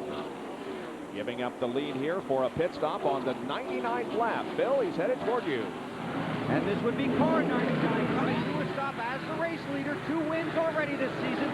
They peel off the plastic shield on the windshield so Burton has better visibility. They'll make a track bar adjustment on the right rear. He's got right side tires, a 4-tire stop. Again, fuel is critical. Jack is under, car is up, water bottle comes out, left side tires go on. Waiting for the left rear, car is down, 99's away to Jerry Pond. Right side tires going on Ernie Irvin and making a track bar adjustment on the right rear of the Irvin Texaco Havoline Ford. Same car that won here back in June. Now left side tires going on. Ernie Irvin crew gets to pull the fuel. They wait. Let's go to John Kernan. Right side tires on for Rusty Wallace. Gunning the engine saying, come on, guys, come on, hurry up, hurry up. Left side's coming on. Then an 18-second pit stop there last time. This was lap 100. They've run 50 laps. They can make it with only 1 more stop. Rusty is headed back out to the racetrack. We've reached the halfway point as Terry Labonte comes in, and so does Michael Waltrip. Down to Bill Weber. Rain begins to drizzle a little harder. Terry pitches the water cup out the window. He's already got right side tires. Now he waits on his left side Goodyear Eagles. Running up Unical fuel, the windshield being cleaned. The car's down, Terry Labonte's away. The leader is in. That's Ted Musgrave. Jerry Punch heading for you. They were talking about a possible caution flag, Bill. They said there may be some debris on the racetrack. NASCAR says no, we're going to stay green. And here's the car number 16 down pit road. Same car, same driver that led the most laps here back in June. Prime Star Family Channel crew. They will make a track bar adjustment in the right rear, and the sprinkles are getting harder here on pit road. Right side tires going on Ted Musgrave's car. Crew now coming to the left side. Remember, they only made a right side tire change on lap 49 on their first stop. Musgrave is down and away. He's got to go around the car number 25. Let's go back to Bill. Bobby Labonte begins the trek down pit road. He'll have to weave his way around Darrell Waltrip, then pull into a pit. He has an opening in front of him, plenty of room to work with.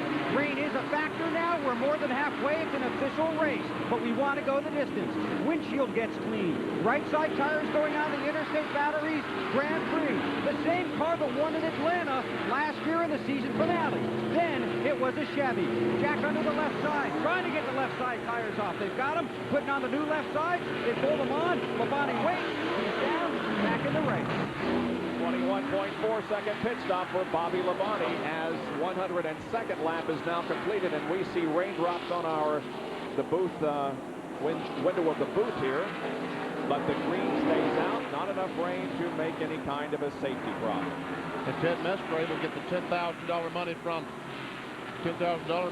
Gatorade for leading it halfway. Michael Walker was too fast down pit road and he said go forward. Caused him to stop and go. See a little bit of moisture on the windshield of Michael's car as he goes down pit road once again. Now begins to accelerate, pulling out, staying below that yellow line until he gets through the second corner. Do we see raindrops on the windshield? Yes, we do see some raindrops on the windshield. Not much, but a little bit. Well, after all this, the 99 car of Jeff Burton still has control of the race. The advantage on second place, Bobby Labonte, about 6.7 seconds. And those two guys right in front of him about to go a lap down as we see some raindrops on the camera. They know it's raining. They throw that NASCAR might throw the caution. Darrell Waltrip now a lap down. Darrell Waltrip is in 16th position, and Rusty Wallace is in 15th spot. But right now, Rusty is staying on the lead lap, at least for the moment.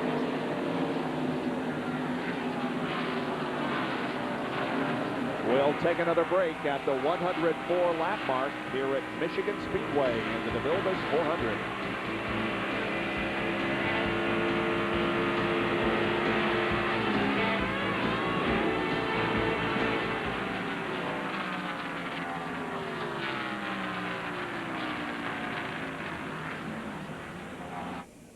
And Spencer's going to get his back. And Mark Martin's going to get one.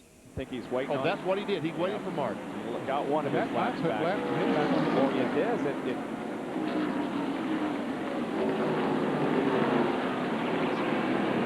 Now, he made up one lap when he didn't pit. Everybody stopped. That's right, because he had. So now he's the lead lap. How about that? Mark Martin is back in the race.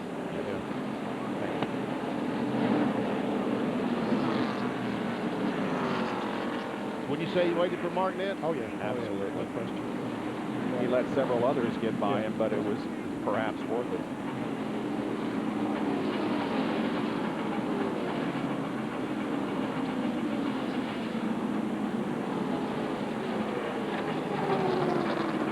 Okay.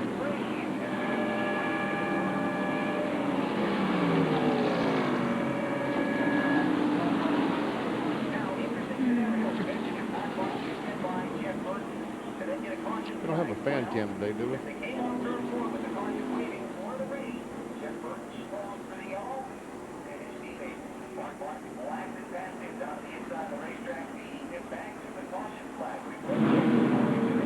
A capacity crowd here at Michigan Speedway in the grandstand and in the infield. Right now they're getting just a little bit wet, and because of that the caution has been thrown, and we are at lap 106 under a yellow flag. And what a break. Its caution flag is for rain. What a break for Mark Martin. He was 2 laps down. Now he got one of the laps back when everybody pitted, and now watch what happens. There's the leader when the caution flag comes out. The car's going in turn 3. Rusty Wallace is in front of the leader. All of a sudden the leader backs up like there's rain or something there, and Darrell Waltrip goes by. The caution is out. Darrell Waltrip, the leader's so slow. Here comes Jimmy Spencer. He's going to make a lap up. But here's why he slowed down. Here comes Mark Martin to get by and get his second lap back. Mark Martin is now back in the lead lap. And he is indeed. He is 14th now. The advantage of having a teammate. That's Boy, right. aren't they great in a situation like that? And look, Mark Martin's on pit road to change 4 tires. He's back as good as all of them. Yep. Jerry Punch. Well, Benny, I don't know. They've got a problem with the brakes. The reason he came in was not because he wanted to. They'd already made a pit stop a couple laps ago. They think when that tire shredded it, what may have happened was it may have partially pulled the caliper off or maybe kinked the brake line. That's why they wanted to bring Mark back in. They got a brake with the caution coming out as you just saw, but now the Valvoline team worried about the brakes in the left rear as the pace car is in turn 3, and Mark Spotter talking to him and the crew telling him exactly where the safety car is. Buster Auten then driving that safety car at 70 miles an hour under the caution here on the racetrack, as now Steve Meal, the former crew chief and now team manager, is down himself on his knees working on the left rear. And apparently they satisfactorily have gotten, they turned around and given him the OK signal, so the pace car's in turn 4, and Mark Martin will pull away. Well, we have had 6 leaders of this race, and Mark Martin has led the most laps. He's led 70. Jeff Burton has led 21. The others who have led, Ricky Craven, Johnny Benson, Bobby Lamonti, and Ted Musgrave. We've had 11 lead changes in the first 105 laps, but we are under caution. More pit stops being made. Here's Jeremy Mayfield. Oh, Jeremy Mayfield is a lap down. He's currently showing his 32nd spot. And they're doing something back on the right. It looks like they're disconnecting the rear sway bar. I would guess they're doing some work on both the front and rear. Jeremy shown 2 laps down.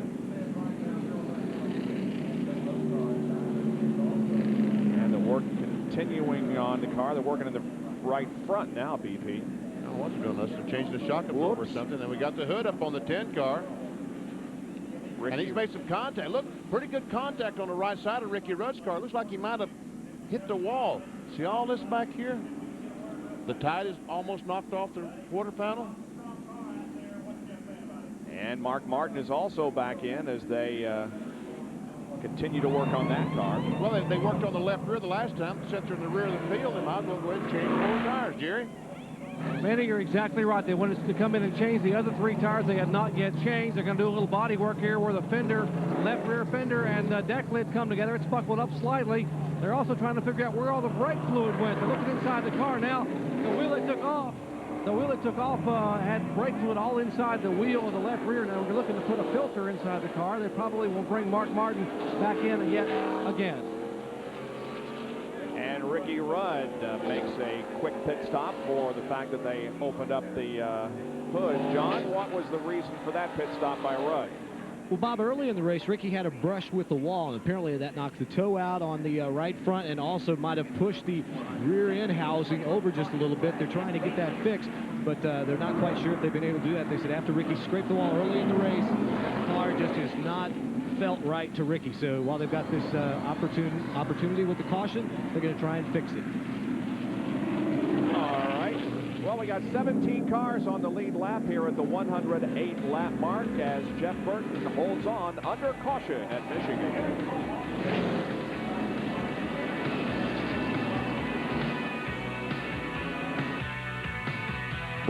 Where are you going? Okay. Thank you.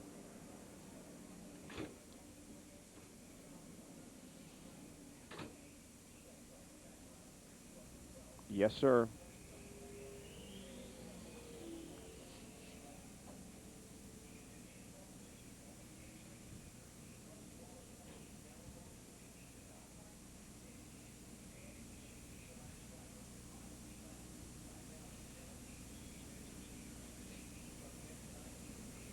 Yeah, yep, I'm here. Mm-hmm.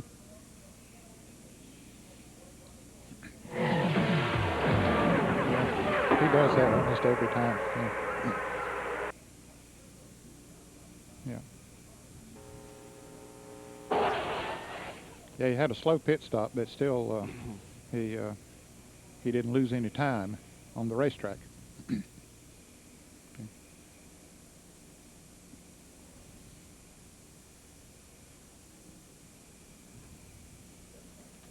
Yep. Well, we mentioned that when it happened. Mm-hmm. Yeah. Just like he did at California. Yep.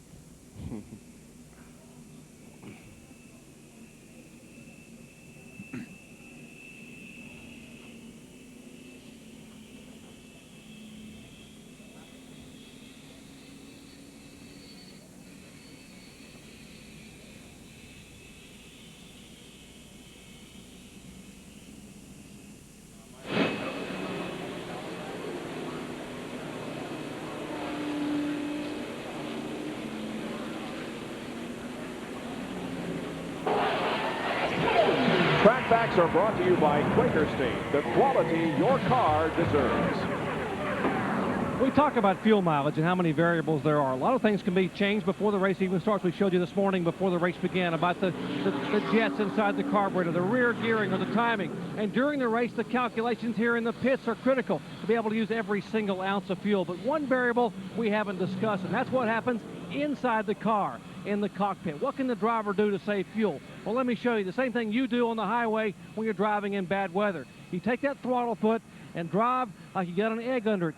Easy on, easy off. You push it too hard, you jam it down, well, it can shatter your day, or else get scrambled, as we show you here. I'm glad he did that, not me. In the other Roush pit, here is Bill Weber. Well, these guys would like you to think they're a bunch of tough guys, but Frank Stoddard, your co-car chief on this car, you're really a bunch of nice guys. You let your teammate go by you there. What do you mean? The ignition broke there on the... That's the story they're selling down here, but we're not investing in it. Well, you know, those guys, Butch and Jimmy Fenning and Steve Meal, everybody helped us this weekend for qualifying. We were undecided on what we were going to do on tires for qualifying and stuff, and that was a big part of our effort for qualifying, being up front there today. So if we can turn the favor around a little bit, we're more than glad to do it. We had to cover their car up this weekend too, so they owe us big, I guess. Obviously, your car's very good. Yeah, we're really good. I mean, obviously, we'd have to race the 6 car all day today to, you know, to contend to win this thing, but we're just going to keep seeing what happens here with the rain and stuff, and we're one pit stop away from just having a great top 5 finish here for Roush. And to tell you how nice they are, they offered me an umbrella because they said it's going to rain here for a long, long time. Actually, the rain's letting up. John Kernan? Bill, actually, it is kind of letting up, but Dale Earnhardt took advantage to duck in tires and fuel during this caution flag on lap 109. Now, remember, he pitted lap 45, lap 90. We said he'd need 2 more pit stops to make it to the rest of the way. So now there's 90 laps to go. Got a couple laps under caution. Earnhardt now only needs 1 more pit stop to make it the rest of the way. That puts him in sync with some of these other guys. So a little, they're taking advantage of the situation, I guess you might say. Well, Dale Earnhardt has had much better finishes in the June race here at Michigan Speedway than in the August race. His average finish in June is 8th. His average finish in August is 18th. Under caution because of rain at Michigan.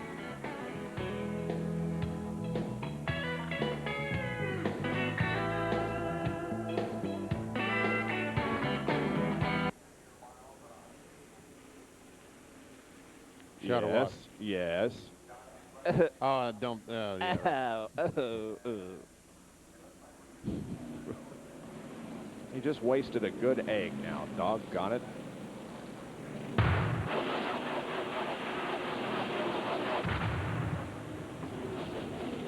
On lap 86, Mark Martin has a left rear tire go flat as he comes off the second corner. Almost spins out. He saves it. And changes the tire and getting the shredded tire off the axle housing. He does, in fact, lose 2 laps. But then on lap 106, there were some sprinkles of rain. The caution flag came out. His teammate, Jeff Burton, is leading the race. Why is he slowing down? Why is he slowing down? Because he's waiting on that Mark Martin car to come. There he comes. Mark Martin now back in the lead lap after these other cars had picked. Something like that. Yeah, I would just suggest that you say he made up 1 lap when. Yeah. Ed, you want to do that? It's fine with me.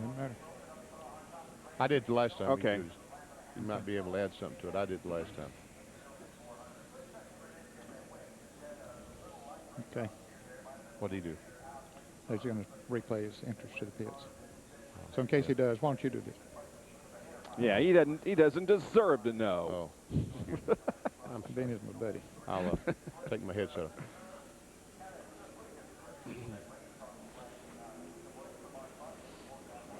One to go.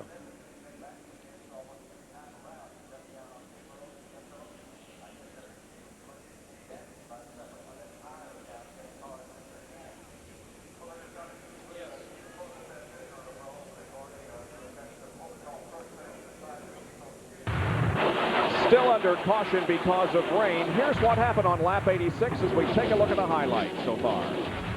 Mark Martin leading the race. All of a sudden he gets loose Off turn 2, does a great job of saving the Valvoline forward, but the left rear tire has gone flat. He makes it to the pits, but the tire is threaded around the axle housing. Takes some extra time to pull all of that out. Goes 2 laps down. And he makes up one of those laps, Bob, when the others pitted under green, but now the caution coming out for rain, and the leader, Jeff Burton, his teammate, slows down, lets some cars go by, but most importantly, lets his teammate go by, Mark Martin, now back in the lead lap. And Jerry Punch is in the Mark Martin pit. Well, let's update Mark's situation. This shredded tire to my right here did cut the brake line, actually pulled the brake line out of the caliper. They have since capped that brake line off. They've been on pit road now 4 more times under this caution, primarily to get this rocker panel pulled out that was flapping underneath. Now, the panel is gone, but what this means is that the fumes are now going to get up inside the car in the cockpit where Mark Martin is sitting. This last pit stop he came in was to put an extra hose on his helmet to get fresh air in from the outside so Martin can try to avoid any carbon monoxide problems. Let's check in with Bill Weber. Well, Jerry, the excitement of Friday for Johnny Benson and the Pennzoil crew has turned to disappointment on this overcast Sunday afternoon. The car has been tight off the turns. It hasn't handled very well since the drop of the green flag. They also had a lengthy 25-second pit stop earlier in the race, so that's dropped Benson off the lead lap. So that team's very disappointed. Benson, of course, racing in front of his hometown fans, and we await the green flag once again. It is about to come out. Prior to this caution, we were averaging 174.025 miles an hour. We were reduced to about 65 miles an hour there for several laps, but now the green flag comes out again on lap 114. Is that the leader slow? Is that Jeff Burton slow up on the top of the racetrack? Yeah, Ted Musgrave is taking over the lead. How about that? And Burton still slow. He gets to the inside of the racetrack. Could it be a tire? It might be. He felt something in that board. Bill Weber, what's going on? Do you know? Crew says it is a cut tire. They've got the pit board out there on the wall waiting for the leader to limp on back to the pits. They say it is a cut tire, similar to his teammate Mark Martin. But he went by the pits that time, Bill. He stayed on the racetrack. Well, the crew was ready, and he still may be in next lap, but in any case, he has relinquished the lead. He's currently in 4th position as Ted Musgrave now goes in front. Bobby Labonte running in 2nd position, and then Ernie Irvin. Well, you wonder if he might have gone in turn 1, Benny, and maybe hit a little bit of a damp spot or something. The car slid a little bit, and he said, oh, I got a flat tire. That's the first thing that you think. And then maybe when he went into turn 3, he said, well, it felt a little bit better. Bill? Tire buildup, they believe, is the problem. Jeff thought he had a tire going down. Ran just as you said. Car felt better. He's back up to speed. Now he's got a few critical positions to pick up. So a couple of bad breaks for Roush drivers. However, one of them still remains in the lead, Ted Musgrave. But bad luck for both Jeff Burton and Mark Martin. And we see Bobby Hamilton high up on the racetrack. He was able to get back on the track. Build up. We see the drivers on these caution flags weaving the car back and forth, back and forth. That's what they're doing, trying to get the buildup off those tires, so when they go down in the corner, it doesn't slide across the racetrack, just exactly like Jeff Burton did. And what we're talking about when we talk about buildup, the tires are hot, and the rubber that they've worn off and slit that's on the racetrack, then when you slow down with that, with the tire as hot as it is, it'll pick that rubber up and doesn't give you a smooth surface, certainly not one that you want to go into a turn wide open with. Bobby Hamilton, we saw him weaving down the front stretch. He's trying to figure out if he has a flat tire. His car is not feeling right. He's trying to feel if his car had a flat tire. I guess decided it was not a flat, and Bill Elliott trying to go by Terry Labonte. Trying to take over 5th position, going by on the outside. Elliott, another good run here at the Michigan Speedway.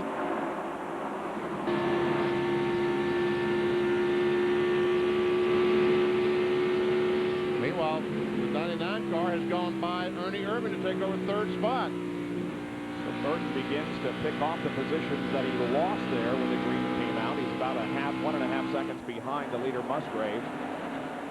Now we have Jeff Gordon that's right there also, racing with Terry Labonte, and a big bunch up back here. Ooh, whoa! Jeff Green had to get out of the throttle. Smart. guy. And Mike Skinner, the 31 car, Lowe's car, has been having problems all day. He's been on the bottom of the racetrack, and it looks like he's coming to the pits this time, yes. Well, he's 23rd, 1 lap down. Saw a shot of our pole sitter there, Johnny Benson, who's running back in the 23rd position. He's eligible for $76,000 in Unocal bonus money, but probably will not win that today. Now a battle for the position as Elliott and Labonte go at it. Jeff Gordon looks on. Well, Elliott passed Terry Labonte just a couple of laps ago. Now Labonte's trying to get that spot back.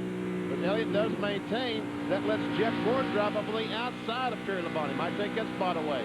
A battle for the 6th spot between teammates. Terry Labonte on your right, Jeff Gordon on your left.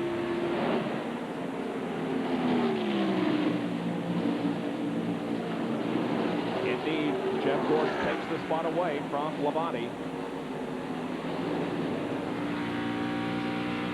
They call him Mr. Michigan, Bill Elliott, because in 39 starts here at this racetrack, he has 7 wins. That's more than any other active driver, 16 top 5s and 24 top 10s, and an average finish of 10.7.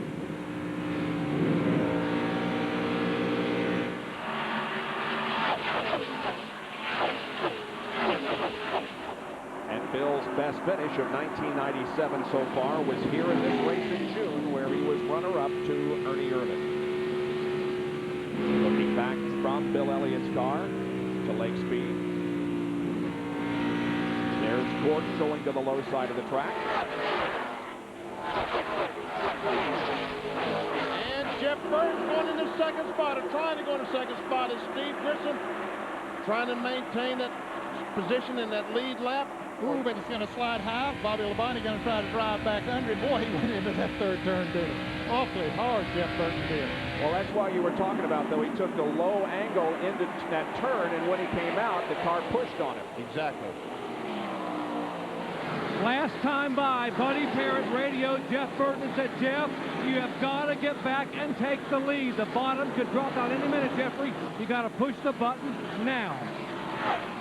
He's doing all he can, but he's got Bobby Labonte to contend with first. Now Labonte drops in behind Burton. So he sets out now for his teammate, the leader of the race, Ted Musgrave.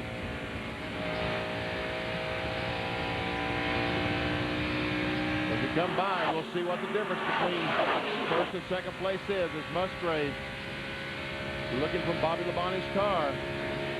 Just a little over a second, Benny. Next time by, we'll see if Jeff Burton's able to close in on his teammate, Ted Musgrave. Don't count out Bill Elliott or Jeff Gordon as they come up from the 5th and 6th position. Ernie Irvan running 4th. So weather is the question mark at this time. Will they be able to complete the distance? We've only got 78 laps to go. We only need less than an hour, but the weather is threatening and the caution comes out again. And we presume it's for moisture. And Steve Grissom was not able to get that lap back in the Kodiak Chevy. We'll see some raindrops a little heavier in our camera down in turn 1. Only one race here at Michigan has ever been shortened. That was the 2nd event ever run in August of 1989. The second, 1969, you mean? No, it was the 2nd race in 1989, and it was called after 165 laps. You can again see some water on the windshield of Labonte's car. And also on Rusty's. He's still on the lead lap in 13th position. Strangely enough, it's raining where Mark Martin is too. Yes. And Mark has worked his way up to the 11th position. Let's see if it's raining where Michael is. I'll be darned. Well, since we're checking in cars, let's go to Jeremy Mayfield. Yeah, right in there too. Yep. He's 2 laps down in 34th.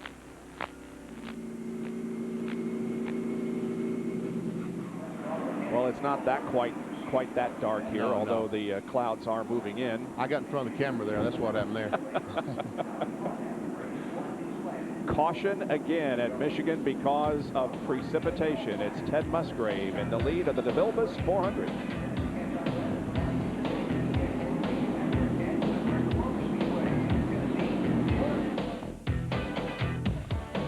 Once again, BP sacrifices for the sake of vanity.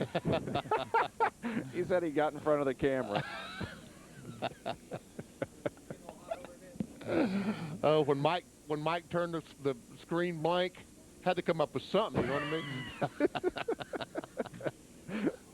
I mean? Bit the dust, huh? Yeah.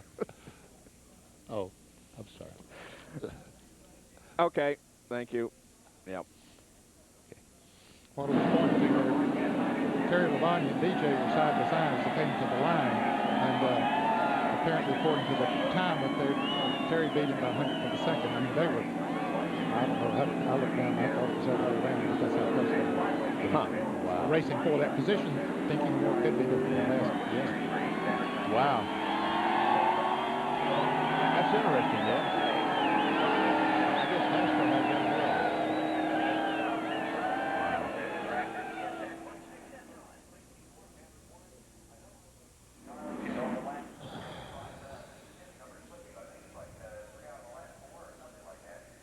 Okay.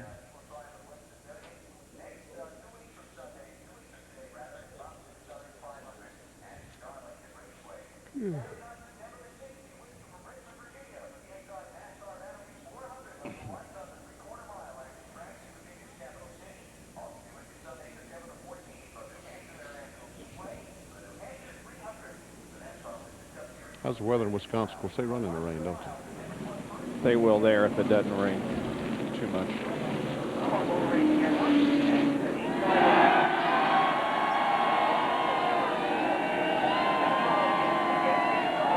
The light rain showers have certainly not dampened the enthusiasm of the record sellout crowd here at Michigan Speedway for the running of the DeVilbiss 400. Everybody very optimistic that indeed this race can be gotten in its entirety right now. We are under caution because of rain at the 125 lap mark. Man, look at the people. Yep. Those yellow hats, they were Johnny Benson fans. As we widen out, you can see that every grandstand is full here today, and they're also full in the infield. Well, for the 5th time this season, the True Value man of the race is a winner of last week's Bud at the Glen, Jeff Gordon. It was his 8th win of the season, first on a road course, and his 15th top 5 finish in 20 races this year. Remarkable record there. And he is donating $1,000 to the Leukemia Society. True Value donates $1,000 to Jeff Gordon, and he donates it to the Leukemia Society of America, his favorite charity. His efforts during the past year have generated over $50,000 as a result of Jeff's Racing for a Reason program. Let's go down to Jerry Punch, who's in the pit of Ted Musgrave, the current leader. I'll bet you if you asked Ted Musgrave, he would tell you that for 204 Winston Cup starts, it has rained on his parade. And now James Entz, Ted's 205th start. When you're leading the race, this has got to be a monsoon to you guys, right? Well, we're not sure what we want right here, right now. You know, we almost want to go back racing, but on the same token, we'd almost like to go home right now. But Ted's doing an awful good job right now. The race car's pretty strong, and we just want to get back racing, or we want to go home. What about your teammate, Jeff Burton? I heard Buddy Parrott tell him with a couple laps before the caution came out, you got to get back up front, catch the 16 passing because the bottom is going to drop out. Can you hold off, Jeff? Well, right there, Jeff was actually a little bit better than we were, but we're still being a little bit conservative. The racetrack's a little bit wet.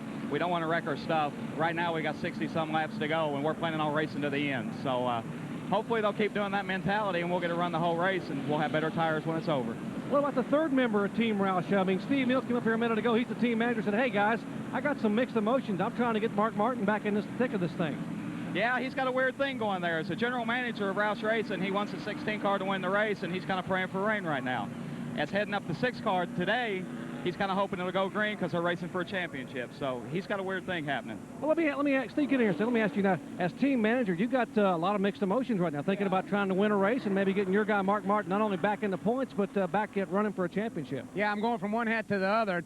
Told James a while ago, as a general manager, we need Ted to win the race, and as a guy trying to help Mark Martin finally win his Winston Cup championship against a real tough 24 car, we need to get some more position. So We're believing that the sun stays out a long time up here in beautiful Michigan. And we're also believing Ted's got a good enough car to outrun some people, maybe all the people, if it goes green. So we're anxious for it to go green. Wouldn't it be nice, though, Ted get his first win and maybe Mark get his first title? It'd be terrific, yeah. And we're working on both at the same time. Unfortunately, it's two different scenarios today. All right, Steve Mill and James Ents, we're talking about down here in the Roush pits. They would certainly love to be able to have Ted Musgrave run all 200 laps and go to victory lane on a sunny day, but they'll take it however they can get it. Somewhat an enviable position to be in with the Roush cars first, second, and 11. And including all three drivers, Roush cars have led 113, make that 114 of 127 laps so far today.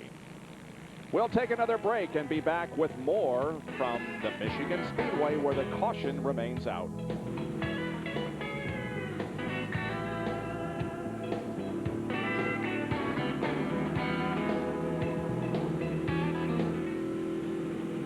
No, you didn't, but I sort of figured you weren't going to do that. The Busch race recap? Oh. When you say the Busch race, I'm thinking you're meaning the Busch race. Instead of the Busch race recap, it's the Busch race recap. Huh? Oh, yeah.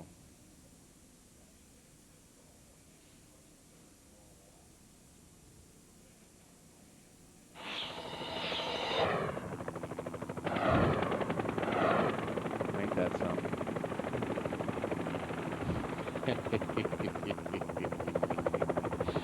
I wouldn't have Goldberg's job for nothing. Nothing. Yes. So we're doing Pennzoil first and then RPM tonight, right? Pennzoil. I want to get a moment to Bob Welborn passed away last Sunday. Oh, yeah. I'd like to mention that. Yep.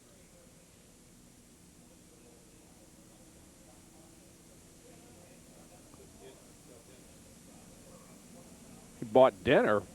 Terry Labonte. What else can you ask for? Terry Labonte coming in. Is that you? Rusty Wallace coming in. That might Let be the good. Dennis Lanius. Might be smart strategy here. What's that? Terry Labonte and Rusty in. Labonte's going to change tires.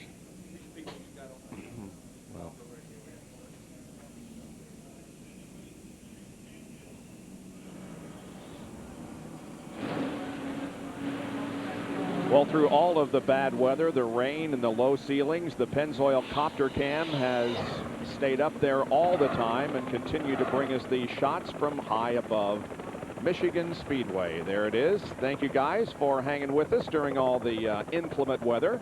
Hey, at 8 o'clock tonight, Kenny Mayne will have the highlights and the lowlights of this race, plus the kart race at Elkhart Lake, Wisconsin, and the Pennzoil 200 IRL event at Loud, New Hampshire International Speedway. That's RPM tonight over on the Deuce at 8 o'clock Eastern. Also, there's drag racing today up in Minnesota. I understand that the Nationals at Knoxville were rained out last night, so a very, very busy weekend of racing. Formula One didn't run it, but that's about the only major series not competing this weekend. And the Detroit Gasket 200 NASCAR Busch Series race was held yesterday here at the Michigan Speedway. We had a couple of cars come in for pit stops, Ned. Yeah, Rusty Wallace and Terry Labonte. Terry Labonte came in and changed all 4 tires on the Kellogg Chevrolet. And Bill Weber's with Gary Dehart, and he'll find out why. I've already found out you never play cards with Gary Dehart, but it's a great joy to watch him race. You came in, Gary. Why? Well, the car's been tight all day long, and it's not going to get any better, so we decided to go ahead and come in this time, do a little work on it. Had a little rubber in the right front we took out. We'll free it up a little bit. When it goes green, I'd rather start in the back and go forward than start in the middle and go back. So we got enough racing to go, and the weather looks like it's going to clear here in just a little bit. So we roll the dice on it. The car's running great. It was just a little bit tight. We want to win this thing. We don't want to run second, third, or fourth.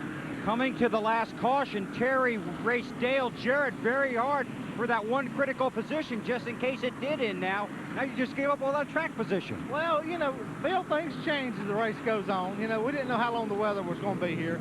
You know, a while ago, you know, we didn't know how long it could have called the race because of the weather. So we just, right now we know, we went and looked at the radar that it's going to clear up in a little bit. So we're going to be okay. All right, we'll be watching. All right, Bill, thank you. Cross your fingers for us. Okay, that's Gary Dehart. Now, Rusty Wallace was also on pit road. John Kernan's down there with crew chief Robin Pemberton.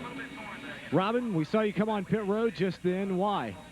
Well, you know, everybody pitted at 105, and the gamble now is, you know, we've been watching radar, and it looks like it's going to clear out of here. So when we stop with 20 or 25 to go, that's only 1 can of gas. The guys that stopped at 105 or in that earlier caution, they're going to have to put two cans of gas in it and at least tires. So it's a little bit of gamble, but hell, that's the way this week's been going. Sometimes you got to make your own luck. Let's go down to Dr. Jerry Punch.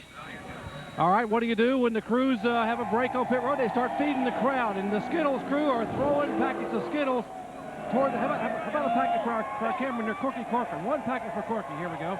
There you go, Cork. Thank you very much. Now we fed the camera guy. Now we can feed the fans. Okay, guys, throw them in the crowd so caution flags are worthwhile here at Michigan. Looks like fun, huh, Benny? Yeah, be the fans. Back in a moment with more at Michigan.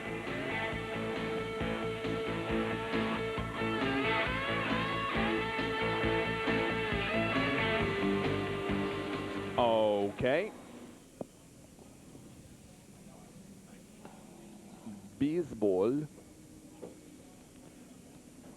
3, 2. Yeah, it looks like Benny's standing in front of the camera again. Yeah. Sunday night on Game of the Week on ESPN, Kenny Lofton and the Atlanta Braves are looking to distance themselves from the rest of the National League with the help of Chipper Jones. Standing in their way is the newest Cardinal, Mark McGwire. He joins Ray Langford as St. Louis tries to swing their way back into the playoffs, Chase. That's tonight. Sunday night baseball at 8 o'clock on the worldwide leader in sports. Thank you.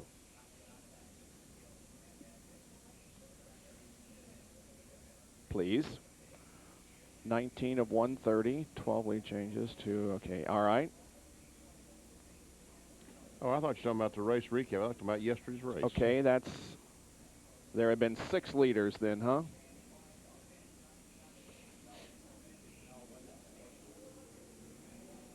How come oh yeah, 6, okay. Okay.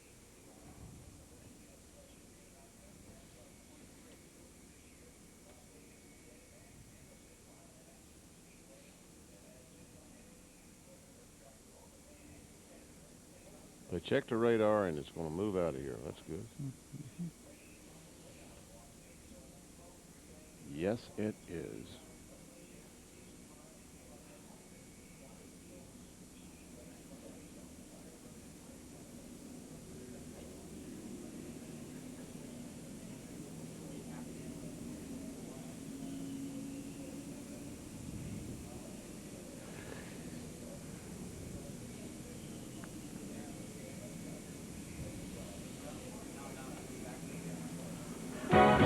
Sunday night on the Game of the Week, Kenny Lofton and the Atlanta Braves are looking to distance themselves from the rest of the National League with the help of Chipper Jones.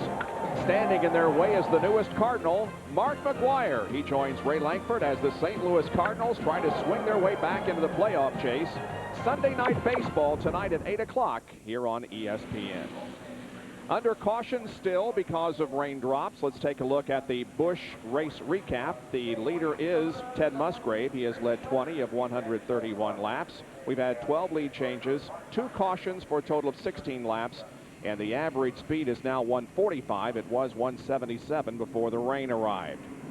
Those that have led a lap include Mark Martin, Burton, Musgrave, Craven, Benson, and also the 6th driver to lead a lap here today, Bobby Labonte, and there's only one driver who is officially out of the race. That would be Sterling Marlin, car number 4. With some news on pit road, here's the good doctor. Well, Bob, there had been some speculation as to the possible ownership change of the car number 97, Chad Little's John Deere Pontiac. I am with Greg Pollux. Greg, you and Mark Rippon have owned this team since its inception, but I'm told today, a little bit ago, you made an announcement about a new partnership. Tell us about it. Mark and I have owned this team since 1992.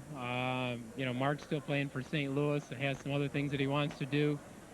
We needed a little help in some areas and some more experience. John Deere was very much behind us, stepping up. Jack Roush and I have been friends for ever since I've been in this. When we were running Fords, anytime I needed some help, Jack was right there. So we started talking about an engine program for next year, and one thing led to another, and Jack and I formed an alliance.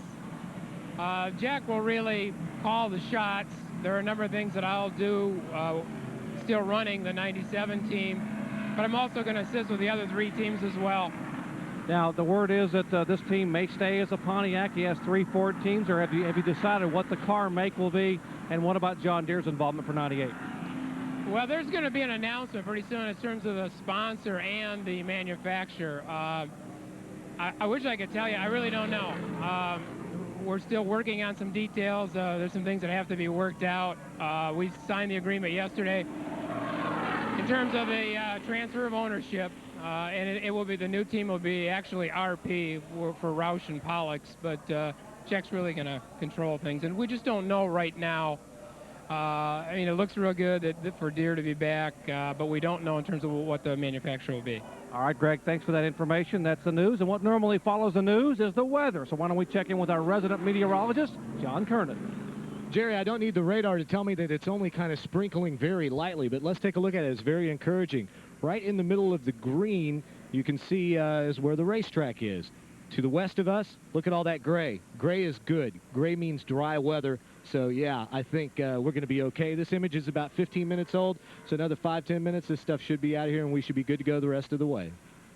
Well, we've heard the news and the weather. Now let's get to sports. At 3 o'clock Eastern Time over on ESPN2, you can be watching On the Grid, and then at the conclusion of our race, we'll have coverage of the CART PPG Texaco Haviland 200 from Elkhart Lake, Wisconsin. The yellow remains out here in Michigan. We'll be back after this break.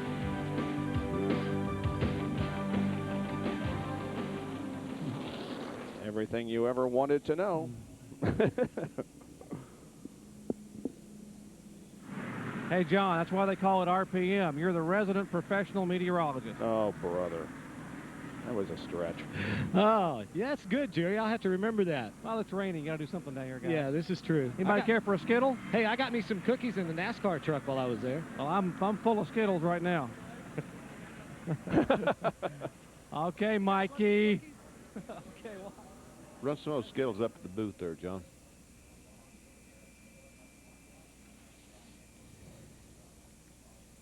Card 10.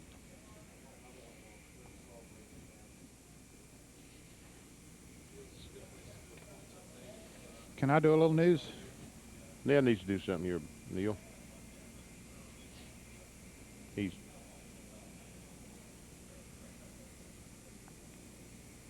Ned needs about 30 seconds here, Neil.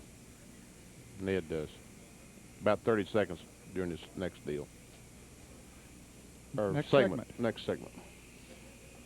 No, not really. Death.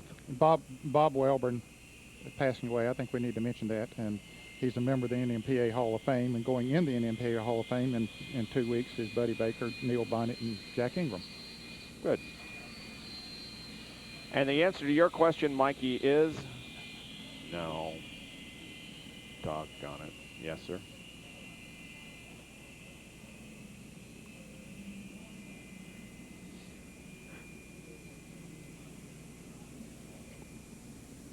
+2 and Rudd -1.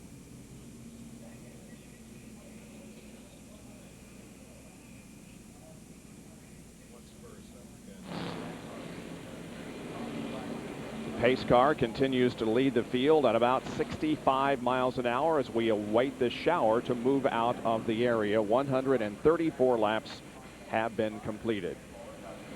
If points were awarded right now, Jeff Gordon would up his advantage to 111, and the top 5 would remain in the same order. 6 through 10, however, there would be some movement as Ted Musgrave would gain 3 positions up to 8th, Elliott would gain 1 to 9th, and Ricky Rudd would slip from 9th to 10th in the point standings. You know, and Jeremy Mayfield would be out of the top 10. I bet a lot of folks are wondering, what is DeVilbiss? They make spray paint equipment, paint guns, paint booths, air compressors. So all that stuff is what DeVilbiss does. And that's what that little truck does, is dry the racetrack. And it really hasn't gotten too wet because the shower has been nothing more than light rain. But it continues to fall. Jerry, what's new with you? Well, we're going to add a little more news while we have a break here, Bob. We mentioned yesterday in the Busch Grand National race that there was an increase in the number in the team efforts for Diamond Ridge Motorsports. Gary Bechtel, we talked a little bit about the fact that Elliott Sadler, your Busch driver, will have a new teammate next year, and not anyone unfamiliar to him. Well, we got Hermie. I'm not sure exactly what you said, Jerry. The cars went by, but Hermie's going to come drive for Diamond Ridge Motorsports, and we're pleased that DeWalt's going to stay with them. So we're excited about getting that effort back going again in hopes of getting our overall performance up in Diamond Ridge. What about Winston Cup for 1998? We heard that Shaggy and Scooby-Doo are going away from the 29 car. They're going to be gone. How does it look for 98? Have you got a sponsor, or are you still looking? No, Jerry, we're still looking for a sponsor. There's been a lot of disappointments for us in this year, 97, but Cartoon going their way is one way we're going to have to live with. But I think if we get our performance up, we'll hopefully get some serious people with us. Got to be pleased with the way things have gone the last couple of weeks. I know that particularly Jeff Green and the guys have worked very, very well together. They have, Jerry. That you know, as everybody's helped me, chemistry's a lot of it, and I think everybody's in it for the long term now. Hopefully they are, and getting pretty focused. Good communication. Struggling today a little bit with a hole in the radiator, but they're working it. That's all I can ask. All right, that's Gary Bechtel, his team looking for a sponsor in 1998, and of course he'll have 2 Busch Grand National cars on the circuit full-time next year. Jeff and the Cartoon Network car running 22nd here at the moment, 1 lap down to the rest of the field. Bob had a loss in the sport of auto racing this past week. In fact, a week ago today, Bob Welborn was one of the greatest short track drivers that I ever raced against. He ran in the 50s and early 60s, passed away a week ago today. Our condolences to his family. Bob was a member of the National Motorsports Press Association Hall of Fame, and incidentally, they'll be inducting 3 new members into the NMPA when we go to Darlington week after next. Buddy Baker, the late Neil Bonnet, and Jack Ingram will be going into the Hall of Fame, and also Joe Penland was a great short track racer from South Carolina, passed away about 3 weeks ago. Our condolences to all the families and our congratulations to those drivers that will be welcomed into the Hall of Fame in 2 weeks. Well, the word is right now that in 5 more laps, we will go back to racing here at Michigan Speedway in Brooklyn. Stay with us. Back in just a moment.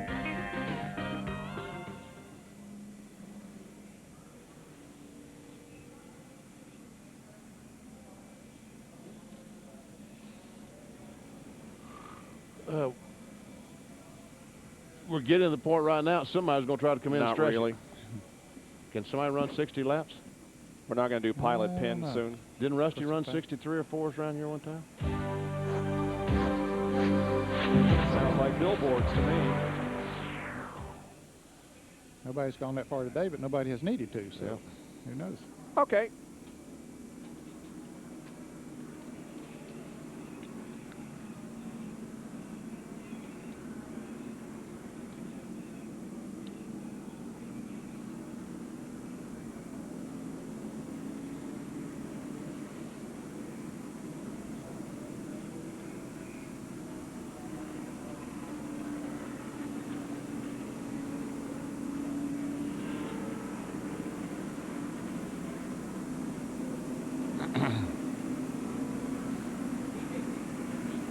Here comes the 18 car. He's going to try to make it. Okay. Yes, sir. Mm-hmm.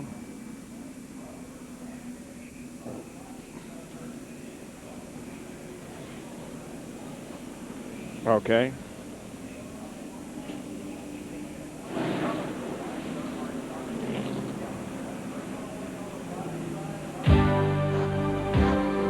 Welcome back to ESPN Speed World live coverage of the DeVilbiss 400 NASCAR Winston Cup race from Michigan Speedway. Being brought to you by Firestone and your neighborhood Firestone retailers with over 1,500 locations. By ATV Magazine's 1997 ATV of the Year, the Kawasaki Prairie 400 4x4. And by Valvoline Durablend, the #1 selling semi-synthetic motor oil. Well, we have some cars pitting, guys. I believe that 18 car has visions of going from here to the end of the race, Ned. It could be. That's 62 laps. That's a long way to go. Dale Earnhardt made a pit stop. So did Mark Martin and Terry Labonte. Jerry Punch, what is the thinking down there? Well, you guys are exactly right. I was standing beside Robert Yates a moment ago. Robert just told Mark Reno, said, why don't we go ahead and bring Ernie in? Let's put 4 tires on, fill it full of fuel, get it completely full, and roll the dice. I believe we can make it. I asked Doug Gates, can you make it? And Doug said, Doc, I think we can. So we'll wait and see if indeed they bring Ernie Irvin in. We'll check in the Musgrave pit and see what their fuel mileage thinking is. Boy, they'd be stretching it to the line, though, wouldn't they? Boy, they'd be stretching it to the absolute limit. Now, we saw Steve Park go, what, 66, 67 laps here yesterday in a Busch car, but that's a 9.5 to 1 compression engine and doesn't burn quite as much fuel as one of these. Well, Ernie didn't come in that time. Bill Weber standing by with Jimmy Makar. Well, you were 3rd on the racetrack, and you decided to come in. Can you do it, Jimmy? Well, it's not really an issue, not so much we can go all the way. It's an issue of getting our 4 tires on the car for the end of the race and only having to take gas only at the end. So we'll see if it forces anybody else to think about it or not. But we feel like you just never can tell with rain around like it is. Doesn't look like it's going to rain it out. So got a few more laps to go racing and see what happens. You have been one of the best at fuel mileage. We'll see. Ah, that's a big smile. I don't think they're stopping again. He did bring up a good point, though, Ned, that get their tires ready, so if they do have to stop, it'll just be for a splash of gas. Yeah, exactly. I think that's good thinking. Plus the fact that it lets them go longer on this next green flag run, and, you know, we've had these showers come and go here today, and if it happens to catch them just right, it might work. John Kernan? That's exactly the thinking by Robin Pemberton down for the Rusty Wallace crew, and also by Larry McReynolds for Dale Earnhardt. Earnhardt was just on. Rusty was on pit road a lap or so ago. 4 tires, full fuel. Now they can go until 15 laps till the end. They only need a half of a can of gas. You're looking at somewhere about 6 seconds to fill it up to go the distance. Let's go down to Dr. Jerry Punch. Let's check in with Musgrave's crew chief, James Inston. James, how far could you go? Can you roll the dice from here? No, we're not willing to go do that right now, and I don't think anybody else can. So we're just going to sit tight here for a while. What about the weather? What have you been told? A lot of people are guessing about if they come in now, will they have enough time to get back to the front because of the crowd, the clouds, and the surrounding showers? Well, we're kind of in a bad position because we're leading this thing. We're watching the weather awful close, and we're just going to kind of play it from here on. And if we have to pit where it's going to go back racing, we'll just have to try to get back up there. All right, James Ensign, the Musgrave pit. What we're seeing down here in their calculation is that they could go at most 53 laps, so they have no prayer of coming in now and being able to make it the rest of the way. Also, Ernie Irvin's thoughts about pitting a moment ago, and Robert Yates, with still sprinkling, they don't want to take a chance on coming down pit road until the rains completely stop, and they know the race will be restarted and they'll have a chance to get those spots back. That's why they're staying out at least lap by lap for right now. And so the drama continues to play out here as the caution is still hanging over Michigan Speedway. We'll be right back.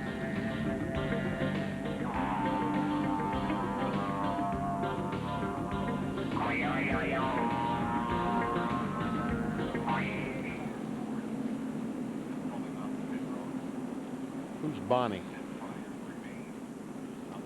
Is that Bonnie Riley? Where have you been, girl? Didn't even know you were here. I didn't even know you'd been here. Oh, okay, good. Yeah. Yeah. Here, but we aren't seeing you. How are you? You enjoying your F1?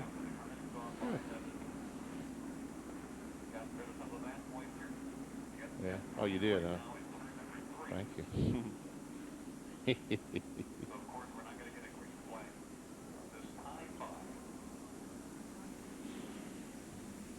Hey, Benny. Yo. Yeah, sometime this week or next week, we need to get you to tell us the story about what, Sebring, when you went down there and drove a BMW? Yeah. Yeah. Did you really? Yeah. Yeah. I heard you had a really nice little excursion that we need you to talk about. I don't remember it. You don't remember it. No. I'll refresh your memory. Okay, good. Figured you would. Yeah, unfortunately. People got better memories than I got. How many laps has this been on? Okay, you can kill my mic.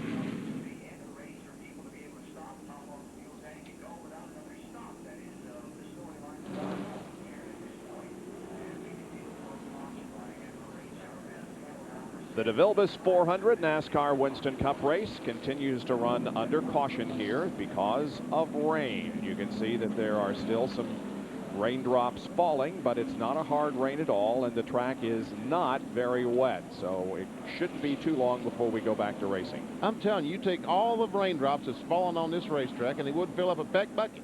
Yep, you can you're see right. just a drop every now and then, but just enough to keep the racetrack damp. Yep. 17 cars on the lead lap at this point. The leader of the race is Ted Musgrave with Jeff Burton second, Ernie Irvin third, Bill Elliott fourth, and Jeff Gordon is in fifth position. So we have Fords in the top four position, and then Jeff Gordon in the Chevy. Ford has 12 wins this year, Chevy 8. And we will run down the leaderboard for you to show you where everybody else is running outside the top 5. All on this page, 15 drivers are still on the lead lap. See where your favorite driver is there right now. And then as we look at the next page, there'll be 2 on that page that are on the lead lap, Terry Labonte and Jimmy Spencer. Our pole sitter, Johnny Benson, is in 20th spot. Hut Strickland back in 30th, just a lap down. Now these cars 2 laps down and more. Jerry Punch? All right, let's update what's happening with Bill Elliott. They were thinking about rolling the dice a moment ago. Mike Beam was talking to Robert Yates, who came up pit road, and their calculations are that as Gordon comes down, their calculations are here in the McDonald's pit is they can go about 55 laps max. So they're going to wait till lap 145 to come in, but others are electing to come in right now. And Ted Musgrave on pit road. Along with Jeff Gordon and Ricky Craven, let's take a look at Ted's pit stop here. Changing right sides, probably going to change 4, yes. Bringing the jack around, getting that windshield good and clean. And the work also going on the Jeff Gordon pit. Now he's finished and rolls away, and so is Musgrave. But the cars are being held down there at the line until the field comes by. And of course, the field is only rolling at about 65 miles an hour, so it'll be a few seconds here before the paddle is turned around. There it is, and the drivers are allowed to go. Looks like Ricky Craven will beat Musgrave off pit road. Jeff Gordon will fall in behind.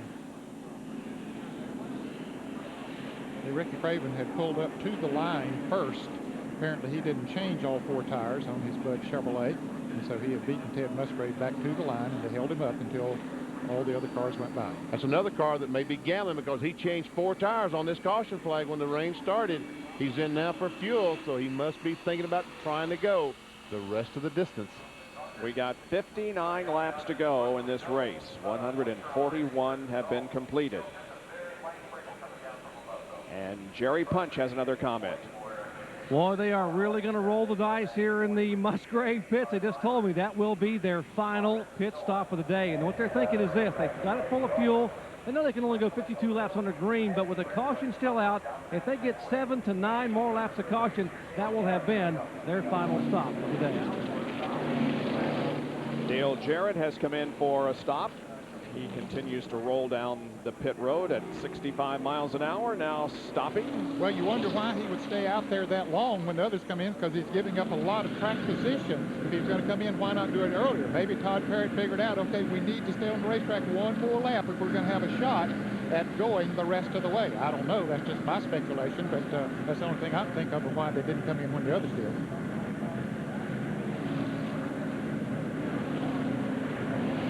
They're getting the grill good and clean. See, to leave the left side of that car jacked up so they can get every ounce of fuel in there that can possibly get. Well, it's the jack's down now, but trying to get every bit of fuel in there they possibly can. It was full to overflowing, wasn't it? And look how easy he goes out of the pits. So, you know, a lot of times we see him go out of the pits and that fuel comes out that overflow pipe. You go out easy now to save every bit of it. Going in the pit road, the paddle man. If that is Jimmy Cox, I think I'm going to run over him. Jerry? Well, Ned, answering your question about why DJ stayed out, I just asked Todd Parrott. He said, Doc, when we came by that time, that opened our window. We couldn't have stopped any earlier and made it the rest of the way. We had to wait until that lap right there to bring Dale Jarrett down pit road. Jeff Burton now has the lead of the race. He has not come in during this, most recently in the caution period. Ted Musgrave did come in, so Jeff Burton is the leader, and Ernie Irvan is second in the DeVilbiss 400 at Michigan Speedway.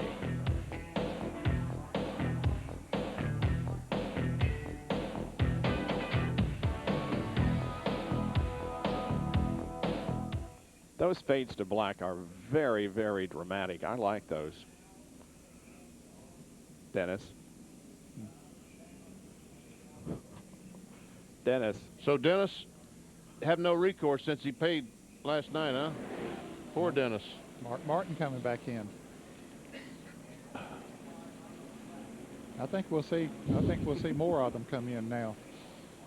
I think they're trying to get in that window. Yep. Top four, okay. Well, Mark was in earlier. He had made a pit stop already, but come back in. Derek Cope's still in the lead lap, huh? He come in early in this yellow. Wow. He's up to fifth, huh?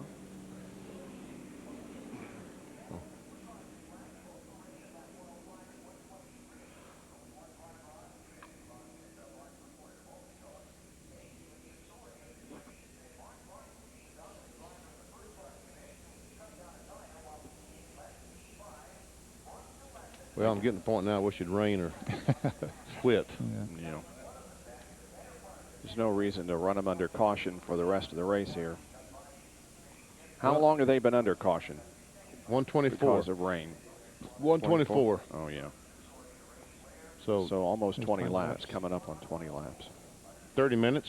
How long does it take? Takes over a minute to go a lap. Takes about 2 minutes, doesn't it? Okay.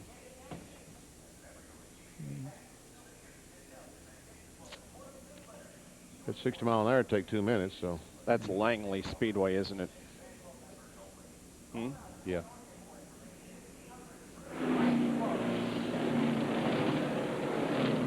"20 laps have now been completed under caution. We went caution on lap 124, and we just completed the 144th lap.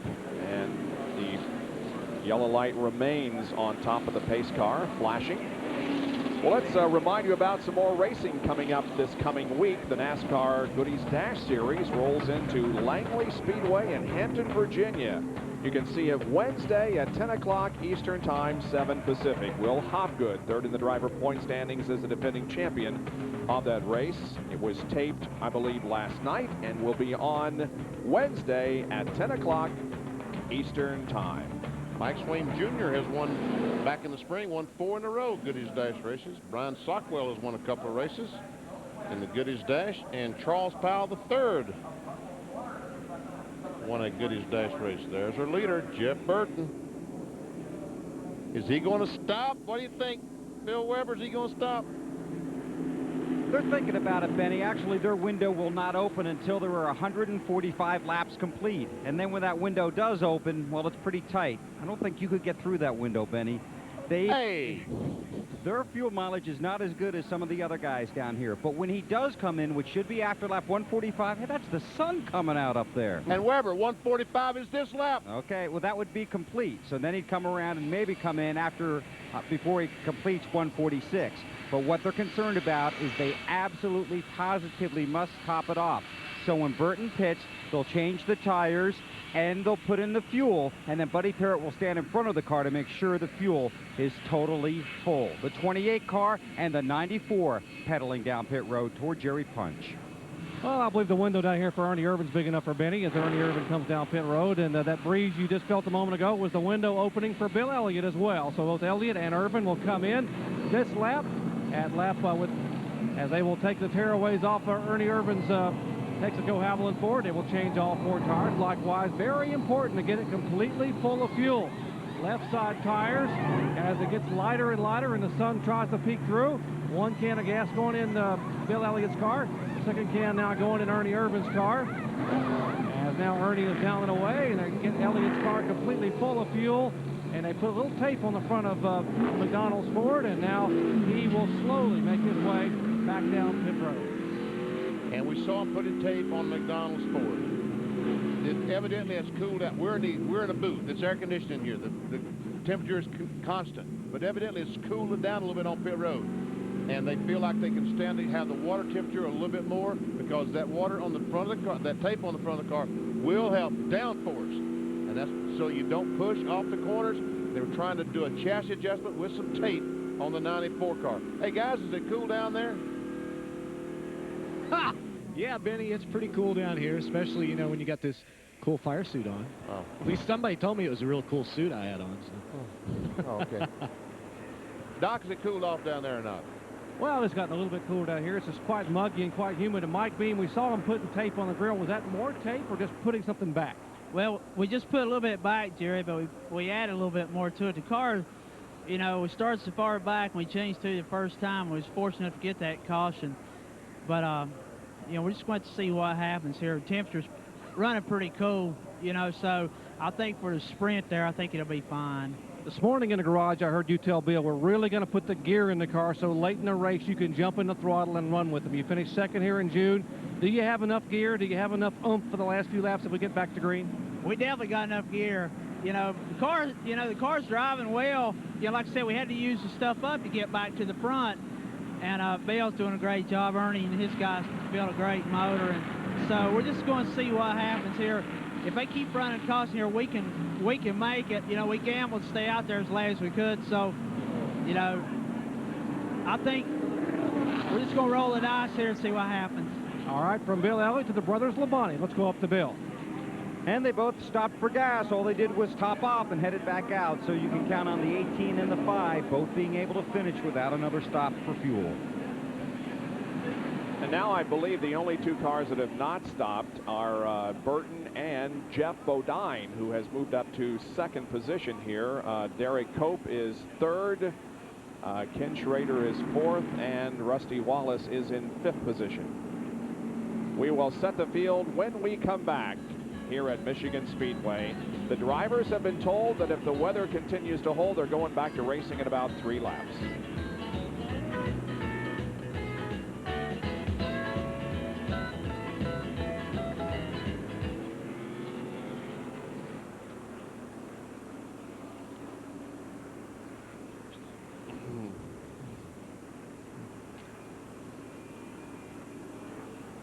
The pilot pen. Oh, yeah, wow. That's me, yeah, right. I don't... Yeah, right. That's exactly what I was going to have him do, too. We got Benny, who's playing in We that got a couple of match? Russians. We got a Russian playing and an Irishman. That's pretty...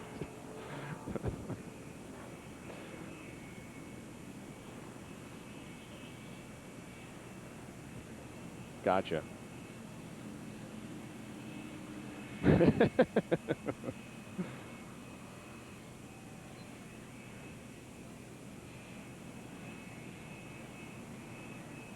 Okay.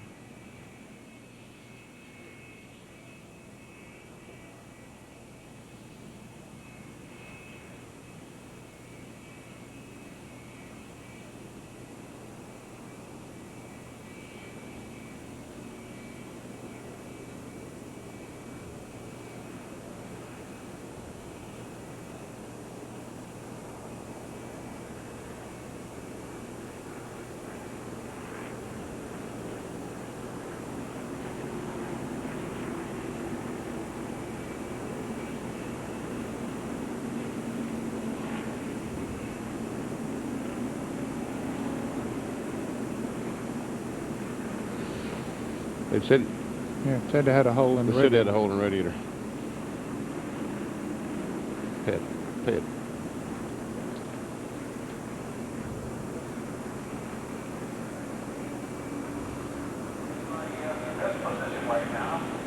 Back at Michigan, where Jeff Burton relinquishes the lead and comes in for a stop. Here is on pit road, Bill Weber. And this will be his final stop. They wanted to wait as long as they possibly could. Now, co-car chief Frank Stoddard told us yesterday this team has been to Michigan 3 times, and all 3 times they have run out of gas. They want to make sure that does not happen here today. Rusty Wallace is in and out on pit road. They come around to the left side on the X-side Ford of Burton. He sits in the car. The fuel is the critical thing here. They'll tighten the lug nuts on all 4 tires. Darrell Waltrip is on pit road. The 42 car also on pit road. The 4 tires are on Burton's car. They top off the fuel. They top it again. They hit it again. Jeff Burton leaves. Can he make it to the end? We'll have to see. Time will tell. The way they were putting gas in that car, it's going to be awfully close on Jeff Burton if they throw the green flag in a lap or 2 and it goes green flag for 50 laps. They were trying to put every last drop of gasoline they could in that car. I think there's going to be, if this thing goes green for the rest of the way, there are going to be some nervous people in the pits and probably on the racetrack too. Some of them will make it. Some of them probably won't. That's right. Well, the 17 car just topped off also. And Darrell Waltrip has always been a fuel meister, and he's having a very good run here this afternoon. They're pouring the gasoline out of the catch can, back in the cans. So they'll measure and see exactly how much gasoline they got in there. Bill Weber? That's exactly right, Benny. They're taking the fuel from the catch can, pouring it back into the dump can. Then they'll take off the nozzle off that dump can. Then they'll put it on a scale. Then they'll weigh it. And through the weights per, or pounds per gallon, they'll determine how much weight they dumped into that car. That tells them how much fuel they used. And then they'll know how much is in that X-side Ford. And I'm telling you, that thing is full, John Kernan.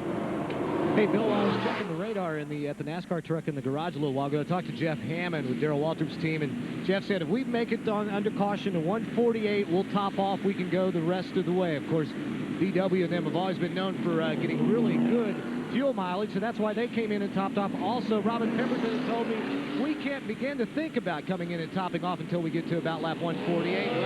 Well, 148 up on the board. They came in, topped the car off, so they should be good to go. And now getting the lead because Burton came in for a pit stop is Jeff Bodine in car number 7. He's only led 1 lap. He started back in 10th position and finished 2nd, of course, last week at Watkins Glen. Well, today at 5:30 here on ESPN, that's 2:30 Pacific time, you can tune in and see the finals of the Pilot Pin Nationals from New Haven, Connecticut. Who's going to be in that match there, BP? I don't know. Looks like a European might be playing somebody from the Great Britain. Yevgeny Kafelnikov against Patrick Rafter. Oh, is that for the your guys? information? Oh, I didn't see that. Oh, you didn't see that? Okay. Yeah, right.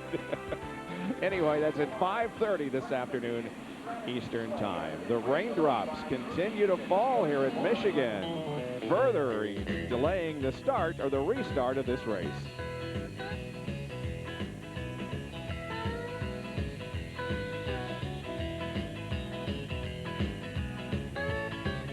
This is stupid, isn't it? No. They need to run. Keep running because the track would get wet. They're helping to keep it dry now. Yep. It shortens the drying time by keeping the cars out there. If it were raining hard, well, then they would stop them. I was referring more to the actual weather conditions. Oh, yeah, doggone it. This is always such a good race. And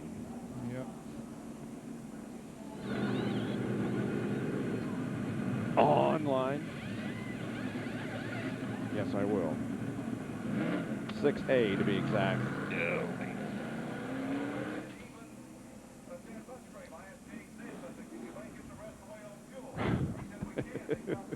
Just something to do.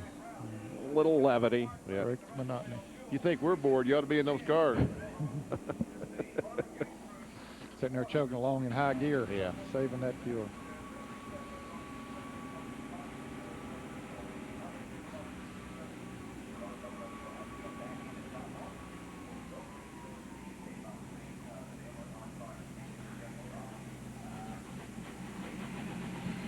Okay.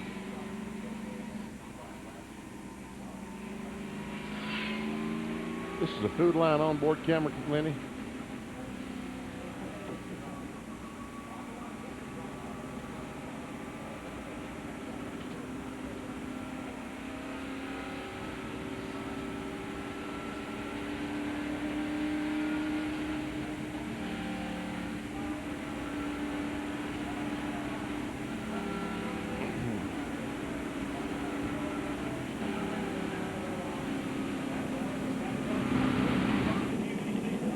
Another car rolling down the pit road is Dale Earnhardt. They're going to change some tires, John Kernan.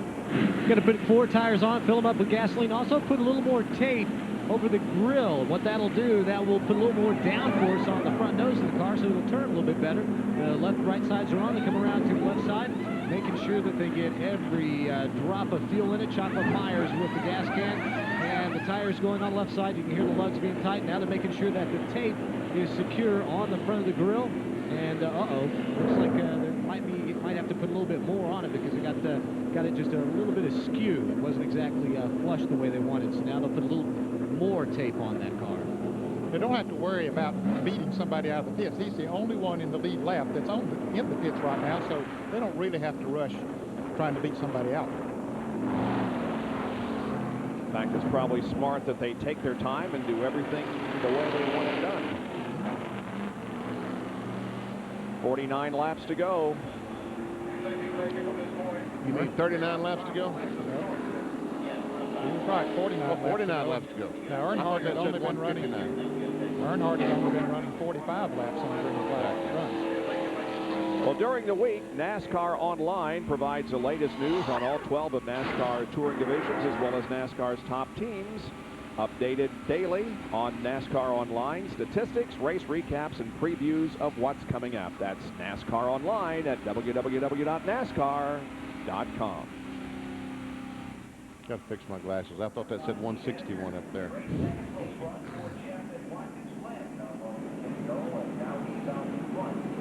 Five to go. Signal from the flagman. 5 laps to go. We've heard that before, but let's hope that it's the real thing this time. In the meantime, yep, there is the indication of 5 more laps to green. Let's take a look at a field rundown for you. The leader is Jeff Bodine, with Craven running in 2nd position. Mark Martin has come from 2 laps down to run in 7th position at the moment. Bill Elliott is 10th. And we have 17 cars that are still on the lead lap here, 16 through 30. See, after Earnhardt made his pit stop, he went to the rear of the line as far as those on the lead lap. A lot of good cars there that are a lap down. So those guys will be racing with each other and have that strategy going as well. And Brett Bodine also 1 lap down. He's right in front of the leader, though, in jeopardy of going that 2nd lap down. And the only car officially out of the race, Sterling Marlin. Wow. Well, those 43rd place finishes will just kill you in the point standings. Yep.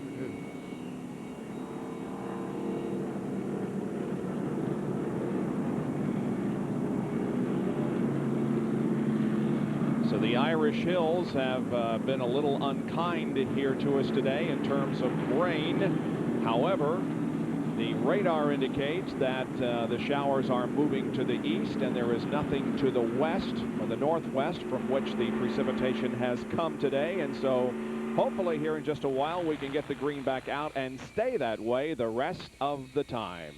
We'll be right back with more.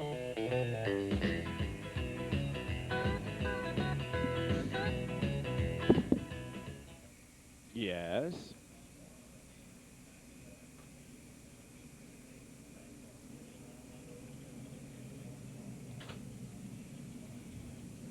Yeah.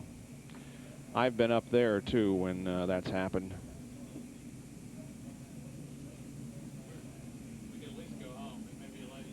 That's yes, right. Bill. Hello, Bill. Well, obviously Bill is mad at us, is unhappy, and you know what? I'm not going to say it. He's probably mad at me.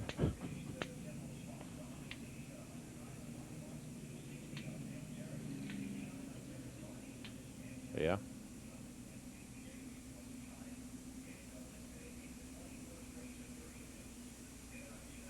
Yeah. Yeah. Yeah. I am impressed.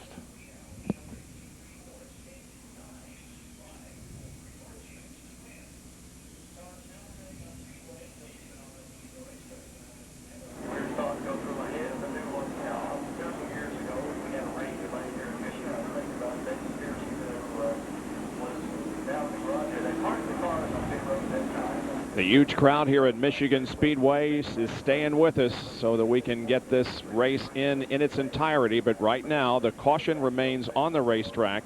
We have been under this rain situation since lap 124, and it's now lap 153. The dryers remain out on the racetrack. They're doing a great job of keeping the track dry so that when it does stop raining, we can go back to green almost immediately. Well, that's one reason that NASCAR kept the cars on the racetrack. They were afraid if they parked them on pit road through the red flag that they'd lose the racetrack. That what water came in would just simply get the racetrack so damp it would take forever to dry it off. This way, with the cars on the racetrack, they've kept it to the point it's fairly dry. In fact, if we continue as we are right now with no rain falling, we will go back to green in 3 laps. The leader of the race is Jeff Bodine, and Jeff is a former winner here at Michigan. He won this race, the August race, back in 1994, and has 7 top 5s in the 31 races that he has participated in here. Ricky Craven is now being shown in second. There he goes. Third is Musgrave. And fourth is Jeff Gordon.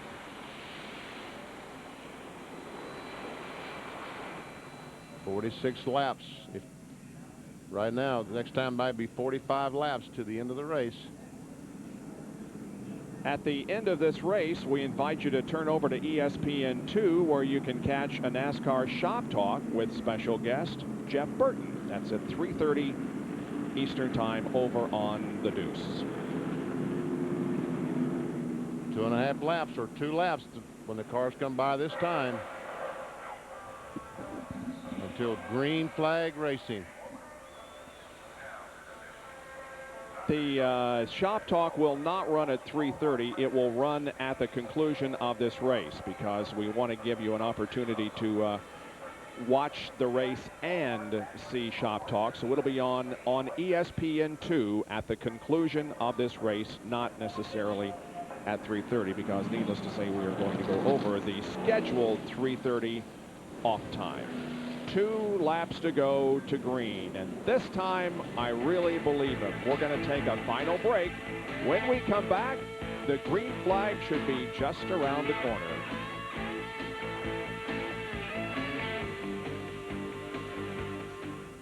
Cool. We can do a lot of staying around and watching, huh?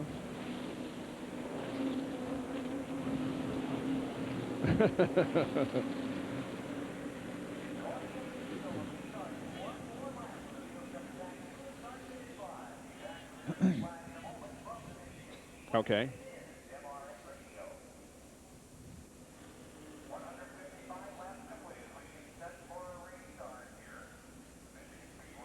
Okay.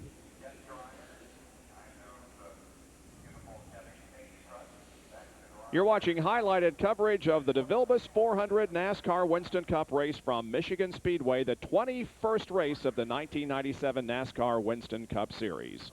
Due to time constraints, we now move ahead in our coverage. So we'll do the... Yeah. Folks on satellite, that was for later. You're not losing your mind, and neither are we. How could we? Yeah. Jeff Bodine looks like he might be coming in. Yes, here he comes.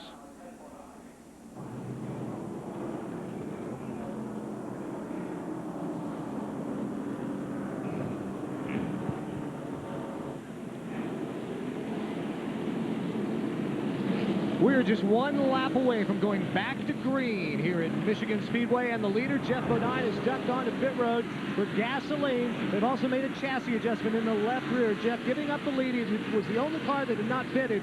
He had to pit to take fuel on to make it the rest of the way. The crew had been banking on the rain staying in the area, but now that it looks like the rain is going to leave the area, Jeff had no choice.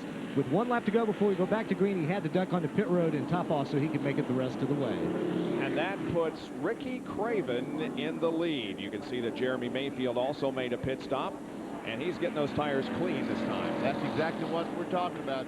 Jeff Burton, back early in the race, on the restart, goes down in turn 1, had some debris on the tire, some buildup, and the car skidded across the racetrack. So you see all those cars weaving back and forth, trying to clean those tires as much as they possibly can. Craven led at Indianapolis a couple of weeks ago, is leading here at this time. His best finish of the season was in Daytona, the very first race of the year, where he and the Hendrick teammates ran 1, 2, 3. He ended up third. Let's give you a field summary now as we get set to go back to racing, hopefully. Jimmy Spencer is up there in 4th position. Here's 16 through 30 now. Jeff drops back to the 16th spot. See, we got two more cars in the lead lap. Technically, Robbie Gordon and Hut Strickland are right in front of the leader. They're almost a lap down, but they are on the lead lap. Well, here we go. The pace car is off the racetrack, and the crowd rises to its feet and cheers as the green comes out, and we are back to racing at Michigan Speedway.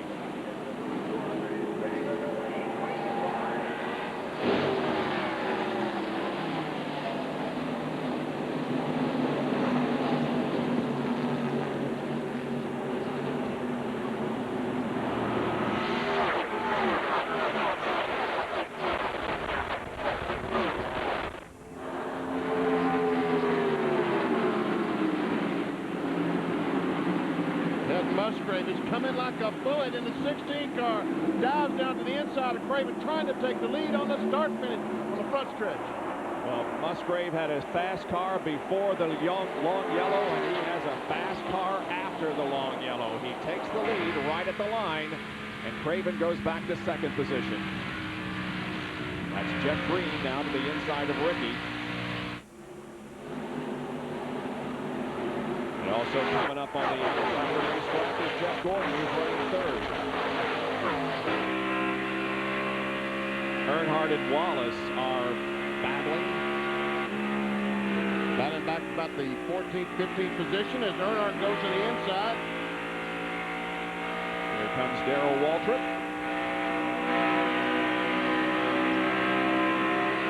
There's Jeff Burton. He tries to work his way back towards the front. He's back in 15th spot now.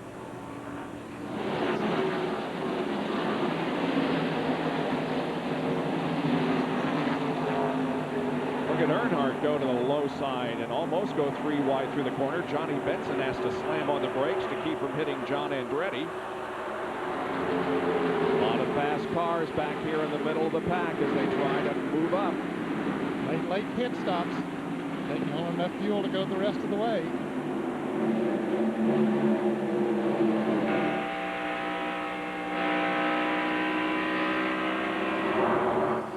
Jimmy Spencer got up into the wall, came high off the 4th corner, and got up into the turn 4 wall, but no caution.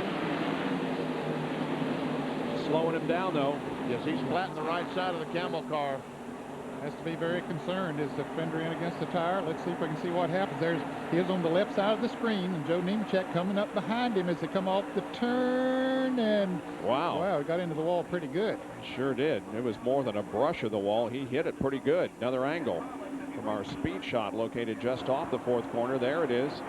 Car got a little bit loose as he came off the corner. Nemechek pulled up behind him, took the air off.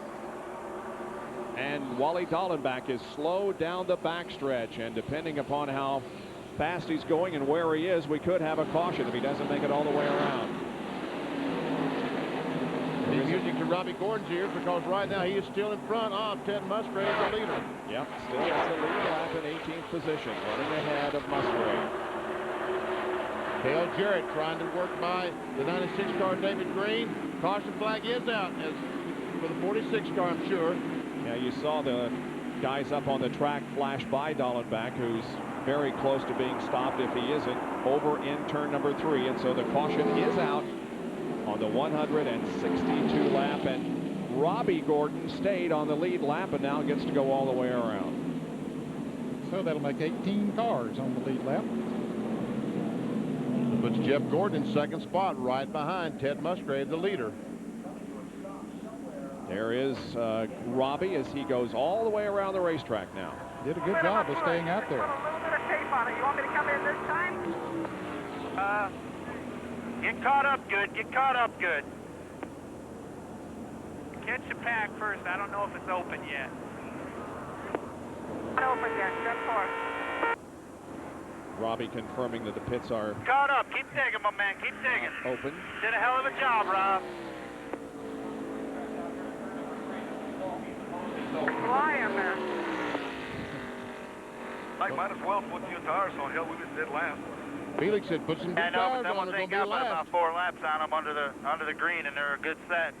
I don't have another set to match up that good. It was driving good there. Mike Gilman telling me. Okay, pit road is open. There's Step Felix. 4. Erwin, we got to find out who he lines up behind on the restart. Now there's a wrecker down there. That was one of his teammates that allowed him to get that lap back. Robbie Gordon got his lap back, but Wally Dallenbach is the one that brought out the caution. So teammates working for. We've seen that a few times this afternoon, haven't we? Yeah, really have. Coming down in. Okay, he's on pit road.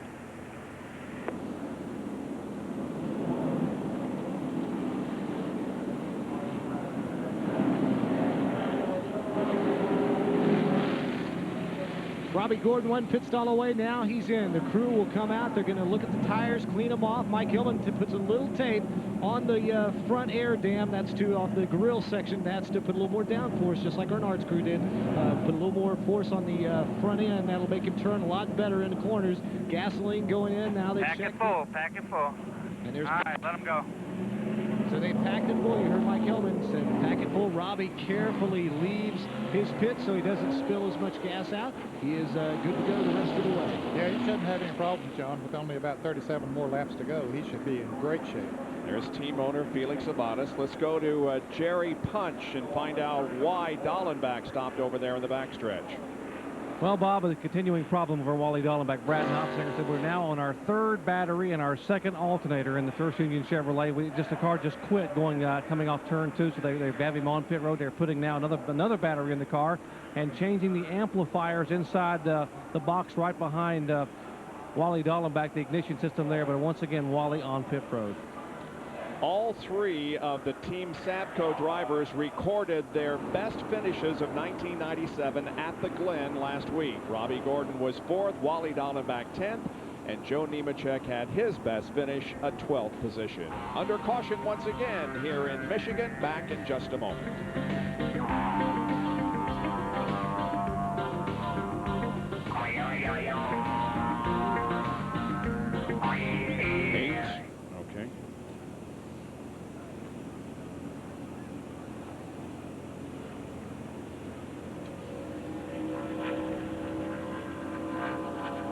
Okay. All right.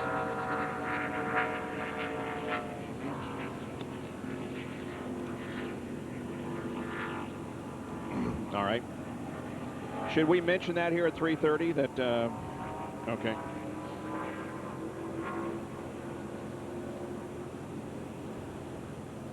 Yep. Okay.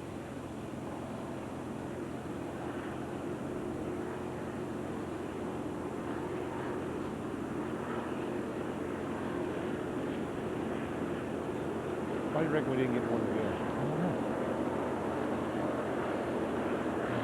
I'll bet there was good ones. What it is? I don't know.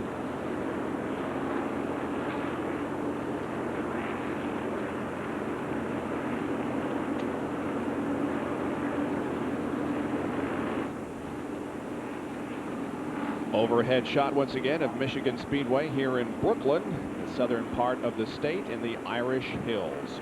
Well, the NHRA Champion Auto Stores Nationals from Brainerd International Raceway in Minnetonka, Minnesota is on the deuce today at 5 o'clock. They, of course, are in their final tune-up before the U.S. Nationals down at Indianapolis Raceway Park. So check out the Champion Auto Stores Nationals in Minnesota. Jeremy Mayfield has had a pretty good run here today, although he is at the moment 2 laps down, but he, after 20 races, is doing much better this year than last year. He is 12 positions better in the points, has recorded 1 more top 5 and 5 more top 10s, and that DNF list is very, very important. 3 a total of last year, and so far this year only 2. And as I mentioned earlier, that car looks a little different this week. They're emphasizing Kmart, which is headquartered in Troy, Michigan, over by Detroit. You can see by Jeremy Mayfield diving down to the inside that we will be going green next time by. Cars not on the lead lap will go on the inside, the right side of your screen. Cars on the lead lap to the left side of your screen.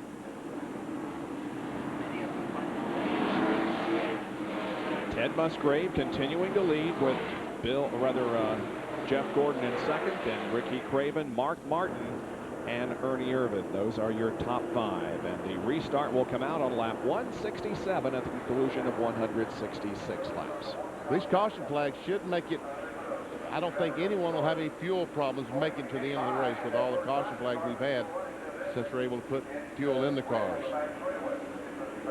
Yeah, that should pretty well solidify everybody being able to make it now. Yates, Hendrick, and Roush in the top 6 as we get set to go back under the green flag. Peel over in turn number 4. We've had 7 leaders so far here this afternoon, and 17 lead changes.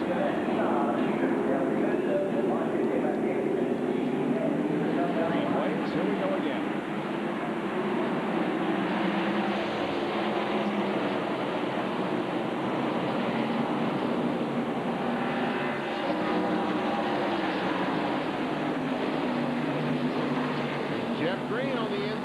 Gets by Ted Musgrave. That puts him back technically on the lead lap, at the moment at least. Back in 19th position.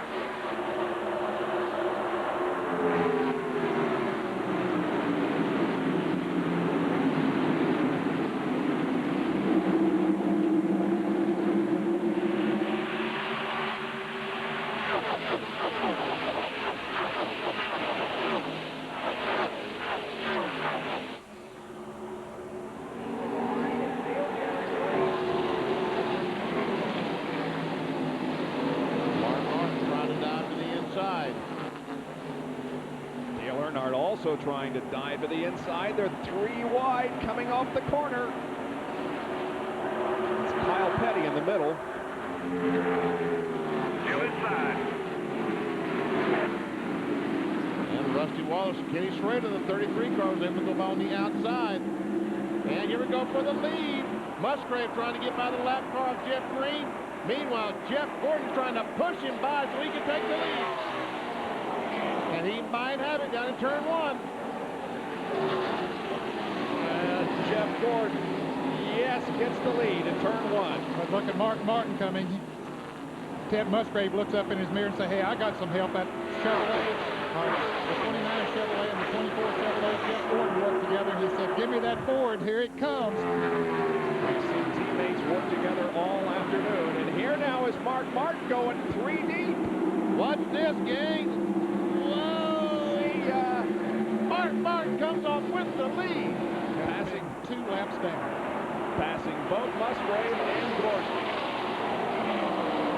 Yep, a flat left rear put Martin 2 laps down at one time. And look where he is again, in front. With just 31 laps to go.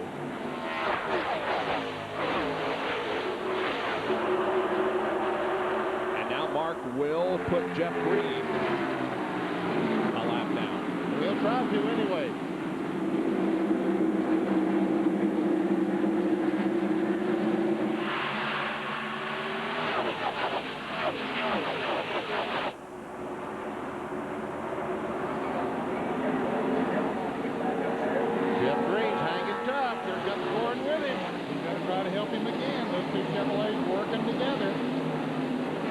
But here comes Musgrave down to the low side to maybe Hill Park. There comes the two Vince Fords. Yep.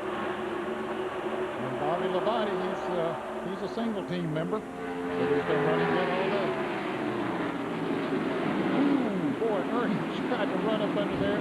Said this is not the place to do it. And now Dale Jarrett becomes a factor. 5 drivers here going for the lead, and the lap car of Jeff Green. Make that 6 because Labonte is right there. And Mark Martin's going to lose the lead down at 1 if he's not careful.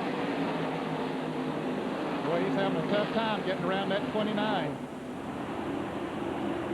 He gets a good run off the corner. He just can't pull back in front of the 29 car.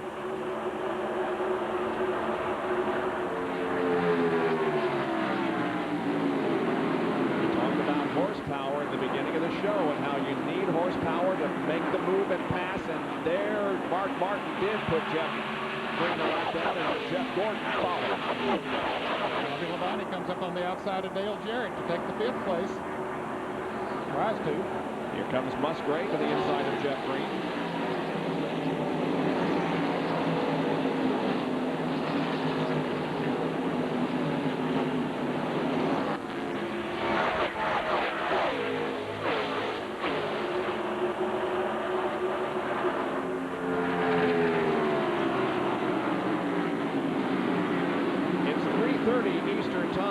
For those of you who have tuned in to see the Kart PPG race, the Texaco Havoline 200 from Elkhart Lake, Wisconsin, we will join them at the conclusion of this race.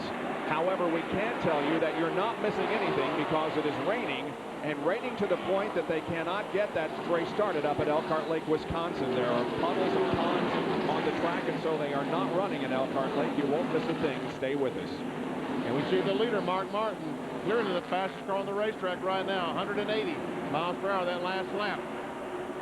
Here comes Bobby Labonte and Dale Jarrett.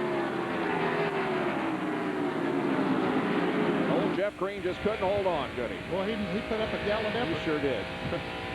He was overwhelmed, however.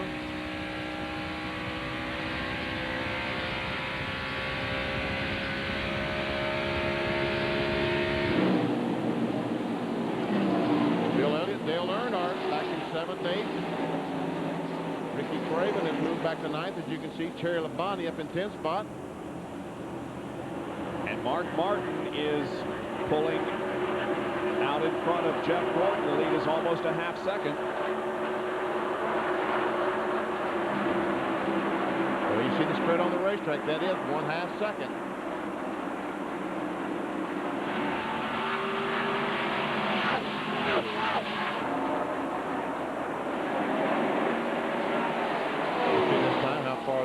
He's 0.6 of a second, so he gained about a 1/10 of a second that time.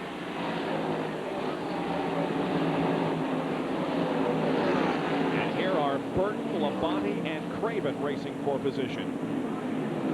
And remember, Jeff Burton was back towards the back of the pack after making a late pit stop under the caution for the rain, and he has been one of the fastest cars all day. That's 8th, 9th, and 10th.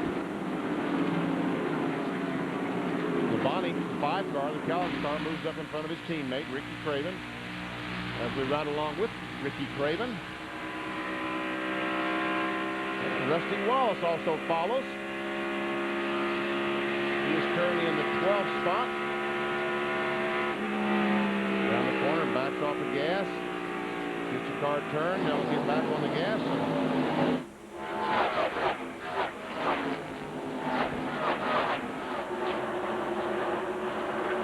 Mark Martin just continues to check on out. He's now 8/10 of a second in front of Jeff Gordon.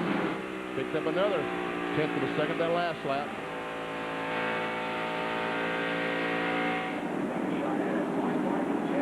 Show you the intervals once again. At the line, there it's 89/100ths of a second from first to second. Picked up another 9/100ths of a second that last lap, so he's slowly moving out from Jeff Gordon.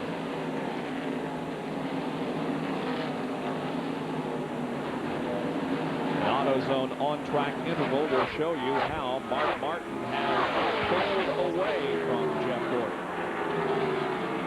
Check Look at that, 39.9, 2 laps, 40.0, 2 laps. So Martin is very, very consistent, and Jeff Gordon consistent, but consistently about a tenth of a second slower than Martin. I believe that's the first time today that we've seen cars running laps in the 39-second bracket. It's cooler now. Now it's time to go. Got anything left? You got to put it forward. Last year in June, NASCAR used their chassis dyno and dynoed some cars. I think it's one of Yates cars, the 24 car of Jeff Gordon, and the 3 car of Dale Earnhardt. And NASCAR never releases that, but I was told that Jeff Gordon had the least horsepower race. Ed, is that hard to believe? But could be.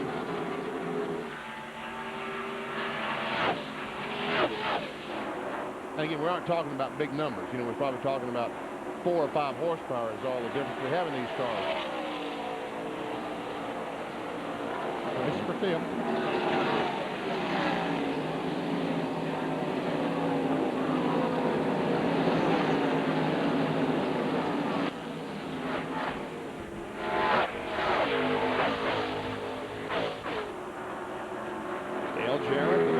Champion of this race, led only 8 laps last year, but led the final 8 to take the win.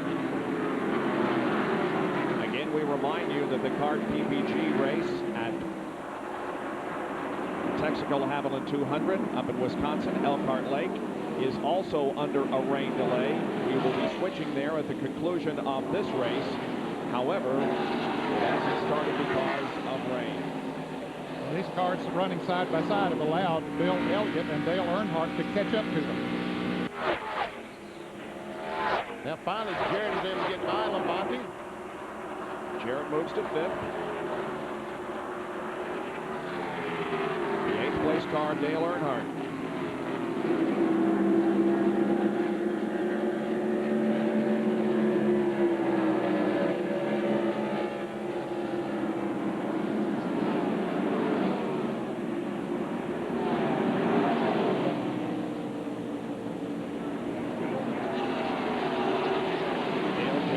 Recorded 6 top 10 finishes in the last 8 races and is 3rd in the point standings, coming in 260 behind the leader, Jeff Gordon.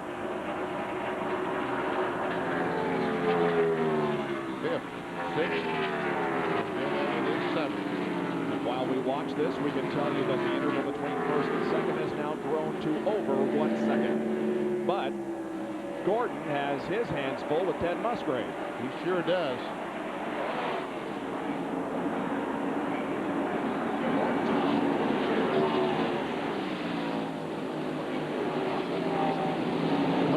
Family Channel car has been very, very good today. Unfortunately, picked the day that Mark Martin was just terrific.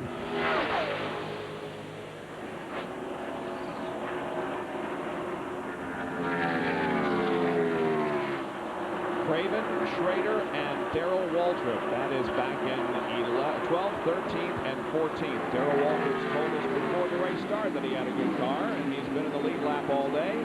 Now running 14th.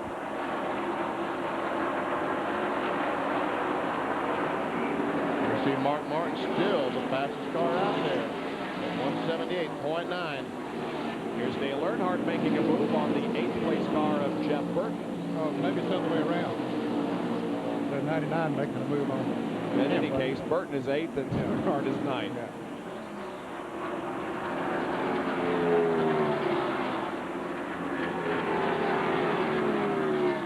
Burton continues his charge on towards the front. He's gone too far back to do anything with the lead, but he's still gaining positions. Yeah, right now he's about 6 seconds behind the leader, Mark Martin.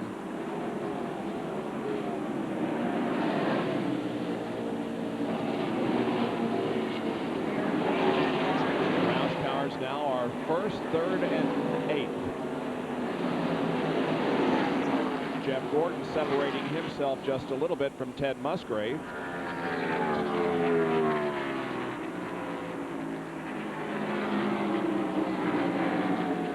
Yes, we can see.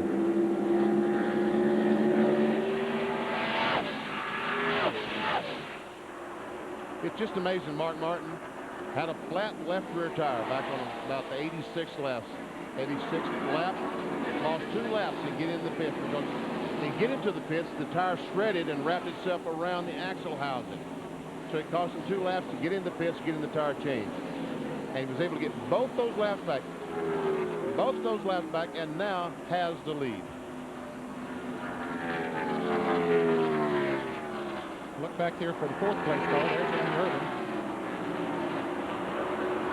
Is Ernie closing on the 16, or how's that stacking up? Well, it wouldn't appear so. Going the other direction. Yeah, it's going the other direction. Yeah, absolutely. It's losing. In fact, Dale Jarrett's gaining on Ernie Irvin.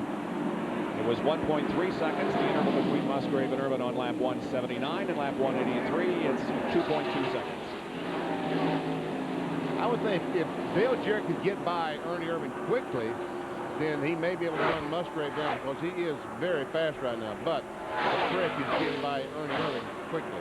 He's running a little bit lower line than most of them, and that's sort of a characteristic of his car. He likes that low line. It seems to be working for him right now, but you're right, then passing that 28 car would be a pretty good chore. And we remind you that the kart race is under a rain delay in Elkhart Lake. We'll be switching there at the conclusion of this DeVilbiss 400, which has only 13 laps to go. While we watch 4th and 5th position, we can tell you that Mark Martin's advantage over Jeff Gordon is now 1.2 seconds. And Gordon's advantage on Ted Musgrave is 0.8 of a second.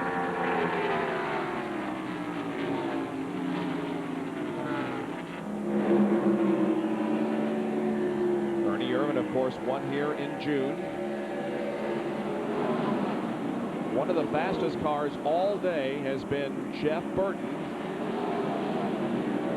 Since his restart, he has gained about 7 positions. He was 15th on lap 167 and now runs 8th.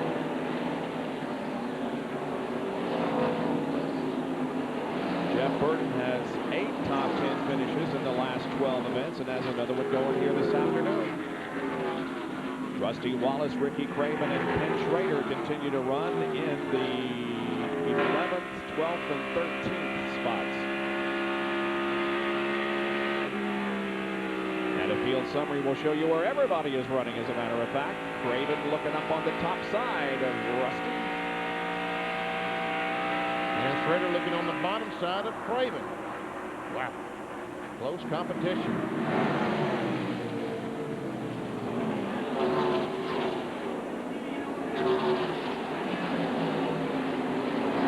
Now a 1.5 second advantage for Mark Martin. And Craven trying to go on the outside of Rusty Wallace.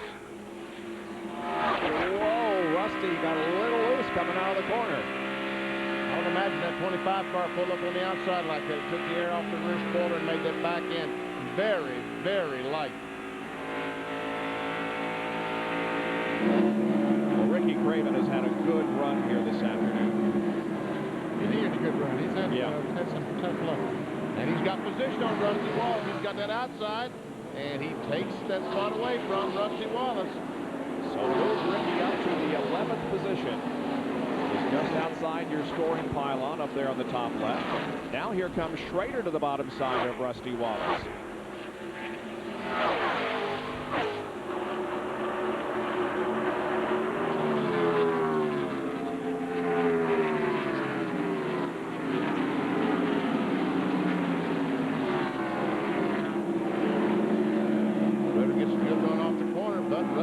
Outside, we've seen it all day. It's worked so well for those cars up there.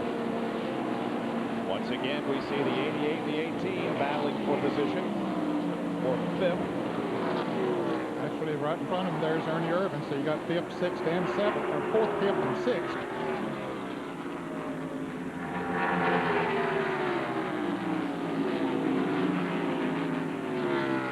Up front with now less than 9 laps to go. It is Mark Martin by 1.3 seconds over Jeff Gordon. Make that 1.4 seconds over Jeff Gordon. Mark Martin evidently right now is slowing down just a little bit because it was a 1.5 seconds a few laps ago, so Jeff Gordon has closed in 1/10 of a second. Battle for 7th position between Bill Elliott in 94 and Jeff Burton in 99. coming up on Jimmy Spencer, who is not on the lead lap. He is the first car not on the lead lap in 23rd position. He's on the lead lap until he got to the wall.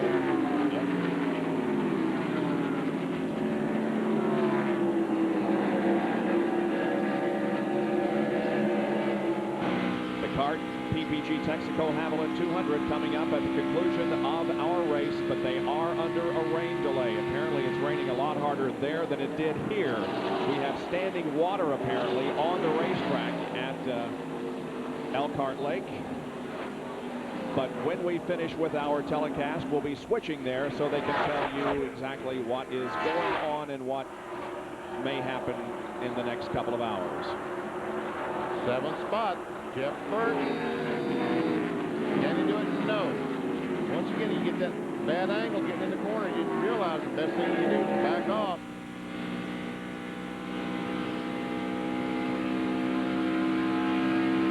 We'll try it again. He's ahead at the start-finish line. By about half a car length.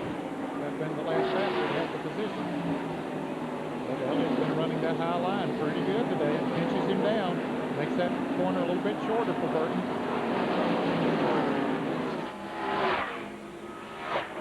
That's killing his chances, Burton, of catching that 4th, 5th, and 6th place group up there. Bill Elliott's best finish of the year came here in the June race. He finished second to Ernie.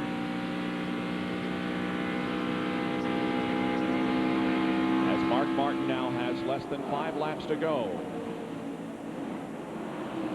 Mark, of course, comes in here second in the point standings. And if points were being awarded right now, Mark Martin would be within 99 of Jeff Gordon. They pick up 10 points, 5 for leading the most laps, and then of course 5 in first and second. So every little bit helps. You bet.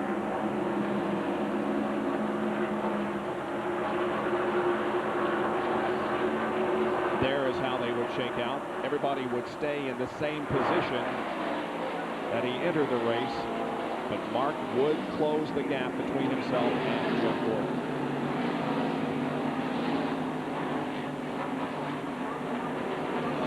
Just an incredible run here today from this driver from Batesville, Arkansas. Still 1.4 seconds between first and second spot. And that battle still rages for the 7th spot. Not been able to get around Elliott.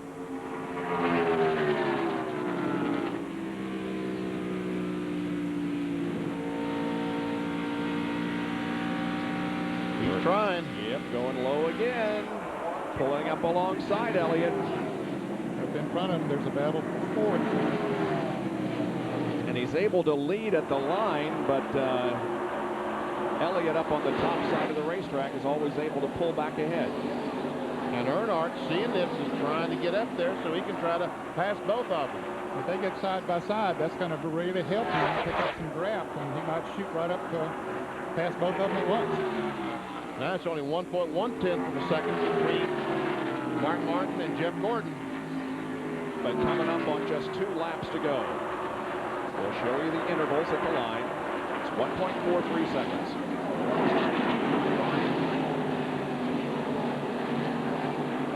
Mark Martin has already won twice this year at Sears Point and at Talladega.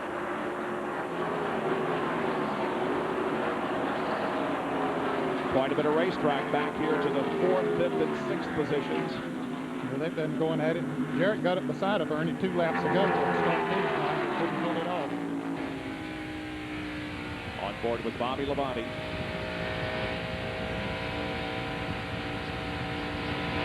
Bobby's just sitting there waiting for those guys to make any kind of mistake. And the white flag has just come out for Mark Martin. Less than 2 miles to go for Mark as we continue to watch this battle. Back here, oh, and we have Hut Strickland slowing down the backstretch. He's running in 26th position, or was. Probably out of gas. That's Jerry Bradbury in the 78 car that lets Martin go right on by. Mark Martin is up at the north end of the racetrack. Looking good off of corner number 4. And the checkered flag is waving from 2 laps down. Mark Martin wins the DeVilbiss 400 at Michigan, his 3rd win here at this racetrack, and his 21st career win, his 12th on a super speedway. And there's celebration in the Jack Roush pits. I'll tell you what, when that car came down pit road, that left rear corner up, I bet you didn't think it was going to land. John Kernan? Well, handshakes all around, and Steve Meal, man, what a performance from 2 laps down to victory. Congratulations. Yeah, we had to catch a caution good. We had a good race car, and it kept raining, and that altered the strategy. We felt like we had a good car on old tires, and we were getting terrific fuel mileage. Jack's done a great job on the fuel mileage. So we decided when we saw those like 58 or 60 to go, we'd come get our tires and our fuel, and when those guys that were in front of us came, they'd be behind us on the racetrack. If we got to clean air, we thought we were gone. It was a bit of a nail-biter at the end, but we're real tickled. How much of a thank you guys is Mark going to give to your teammate Jeff Burton for letting him get that lap back? Well, Jeff's a real good race car driver, and he saw it was raining in 1, and he didn't want to bring the field down into 1 too awful fast, so he was being real considerate of the rest of the cars and slowed down real early, and fortunately for us, Mark got by him. All right. Oh, crew heading up the victory lane. With his 21st win, Roush Racing, by the way, led 177 of the 200 laps today. With his 21st win, Mark moves to 22nd on the all-time win list, and he is now tied with Jack Smith and a guy named Benny Parsons. Victory lane in a moment.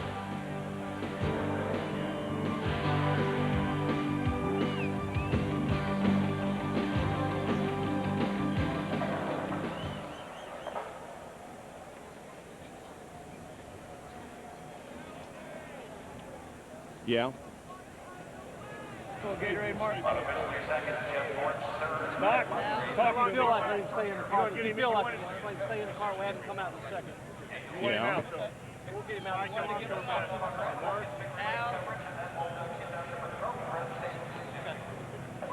Okay. Dry, but you can pour water on it. Okay. You got all that, Bob?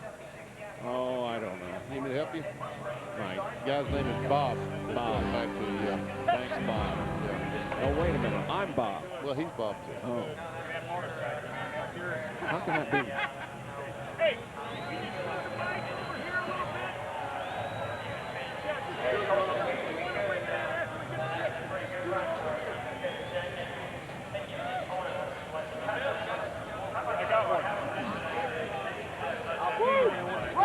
Okay. I don't have to say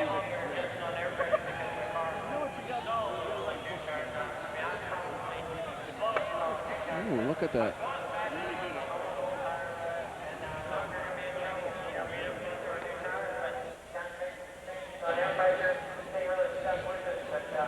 All right, thank you, Bob Barsha. We are back here at Michigan Speedway, where the DeVilbiss 400 has just concluded. ESPN Speed World live coverage from Michigan Speedway. It's being brought to you by Napa Auto Parts. At Napa, we keep America running. By McDonald's, the official drive-through of NASCAR. And by the all-new wide-track Grand Prix by Pontiac. Wider is better. Mark Martin wins by 2 seconds over Jeff Gordon. Let's go to our McDonald's Winner's Circle interview. Here's Dr. Jerry Punch. Our McDonald's drive-through winner's circle, and before a massive crowd here at Michigan, Mark Martin is the man with magic. Jack Roush coming in to congratulate him, and Steve Meal. Oh, Mark, congratulations. What an effort.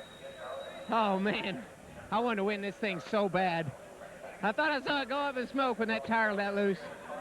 But I just want to thank, I thank Valvoline and Cummins and Bugles and Bosch, Ford.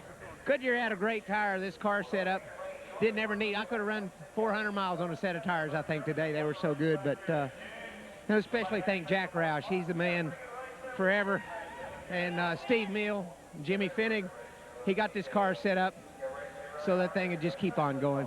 What happened with the tire? Did you know you hit something, or you just cut it down? Do you have any idea what may have happened? I felt it get a little bit funny feeling on the front straightaway, and I slightly eased into one, and that's the only way I saved it. It was all over the place when I got into the corner.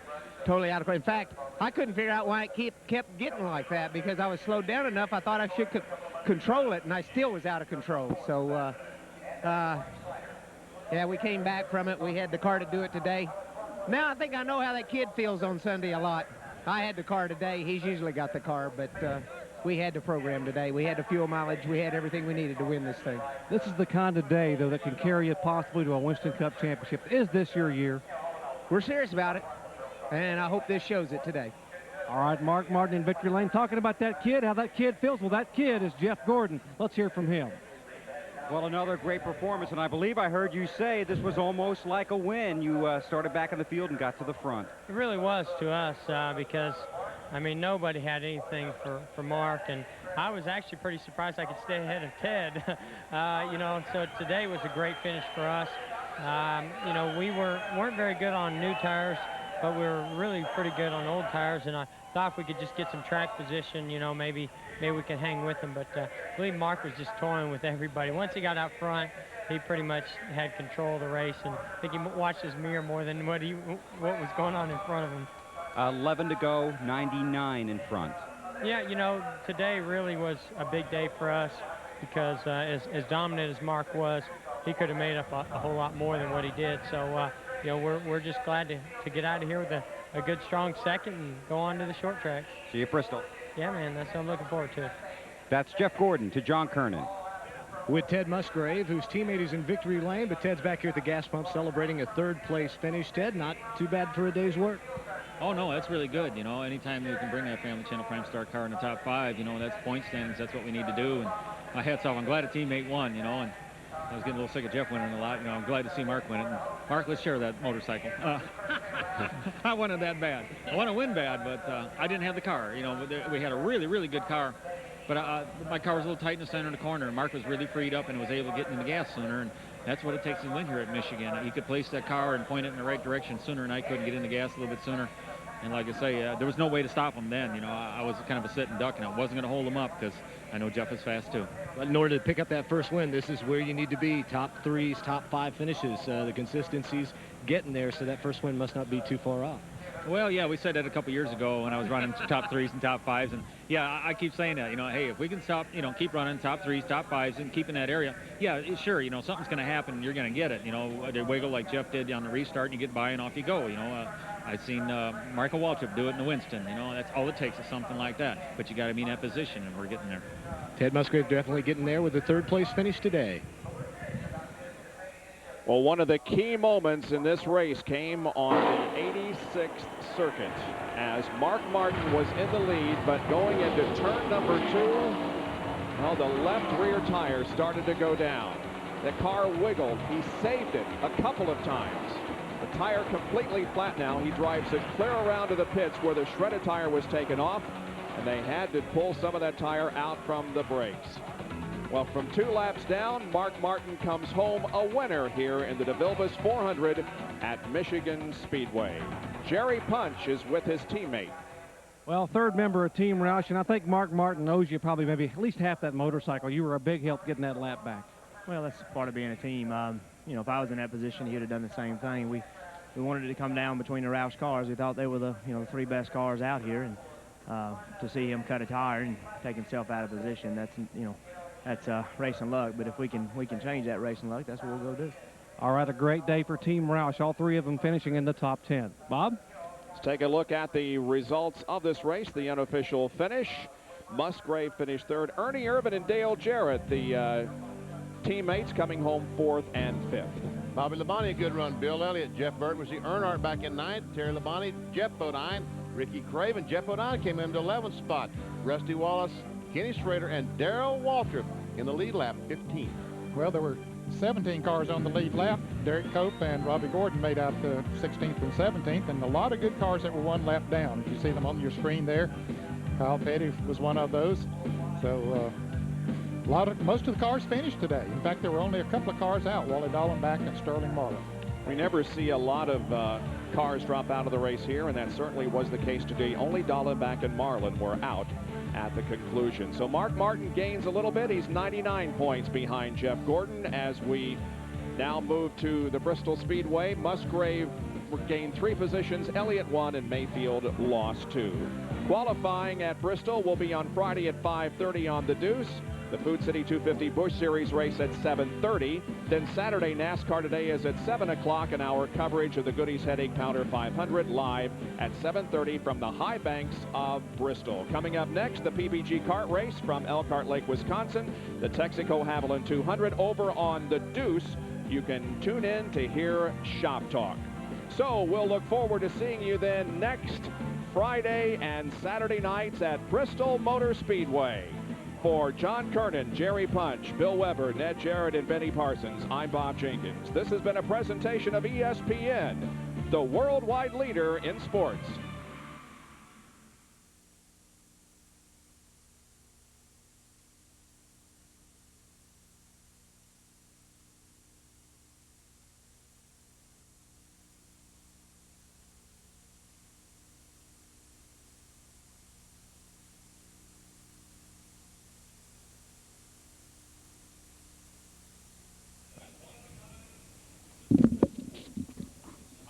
I will not be around tomorrow. I can be Tuesday.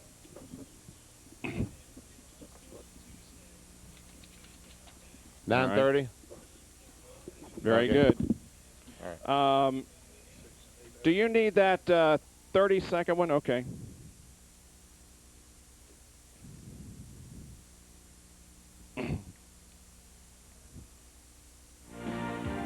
You're watching highlighted coverage of the DeVilbiss 400 NASCAR Winston Cup race from Michigan Speedway. This is the 21st race of the 1997 NASCAR Winston Cup season. And coming into this event, Jeff Gordon had a 109-point lead on Mark Martin, with Dale Jarrett, Terry Labonte, and Jeff Burton rounding out the top 5. Earnhardt, Labonte, Mayfield, Rudd, and Elliott complete the top 10.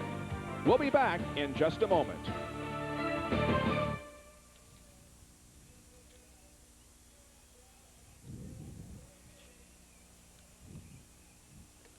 Jerry Punch, is this Jerry's book here, the Mark Martin biography? Yeah. Well, I wouldn't mind, but I just want to make sure it gets to whoever it was supposed to get to. This pen, Brian, belongs to one of your people. Thank you to the compound and out of here. Why?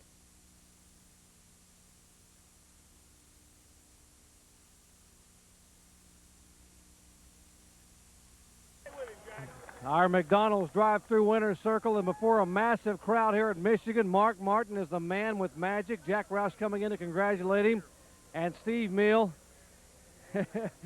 Oh, Mark, congratulations. What an effort. Oh, man. I wanted to win this thing so bad.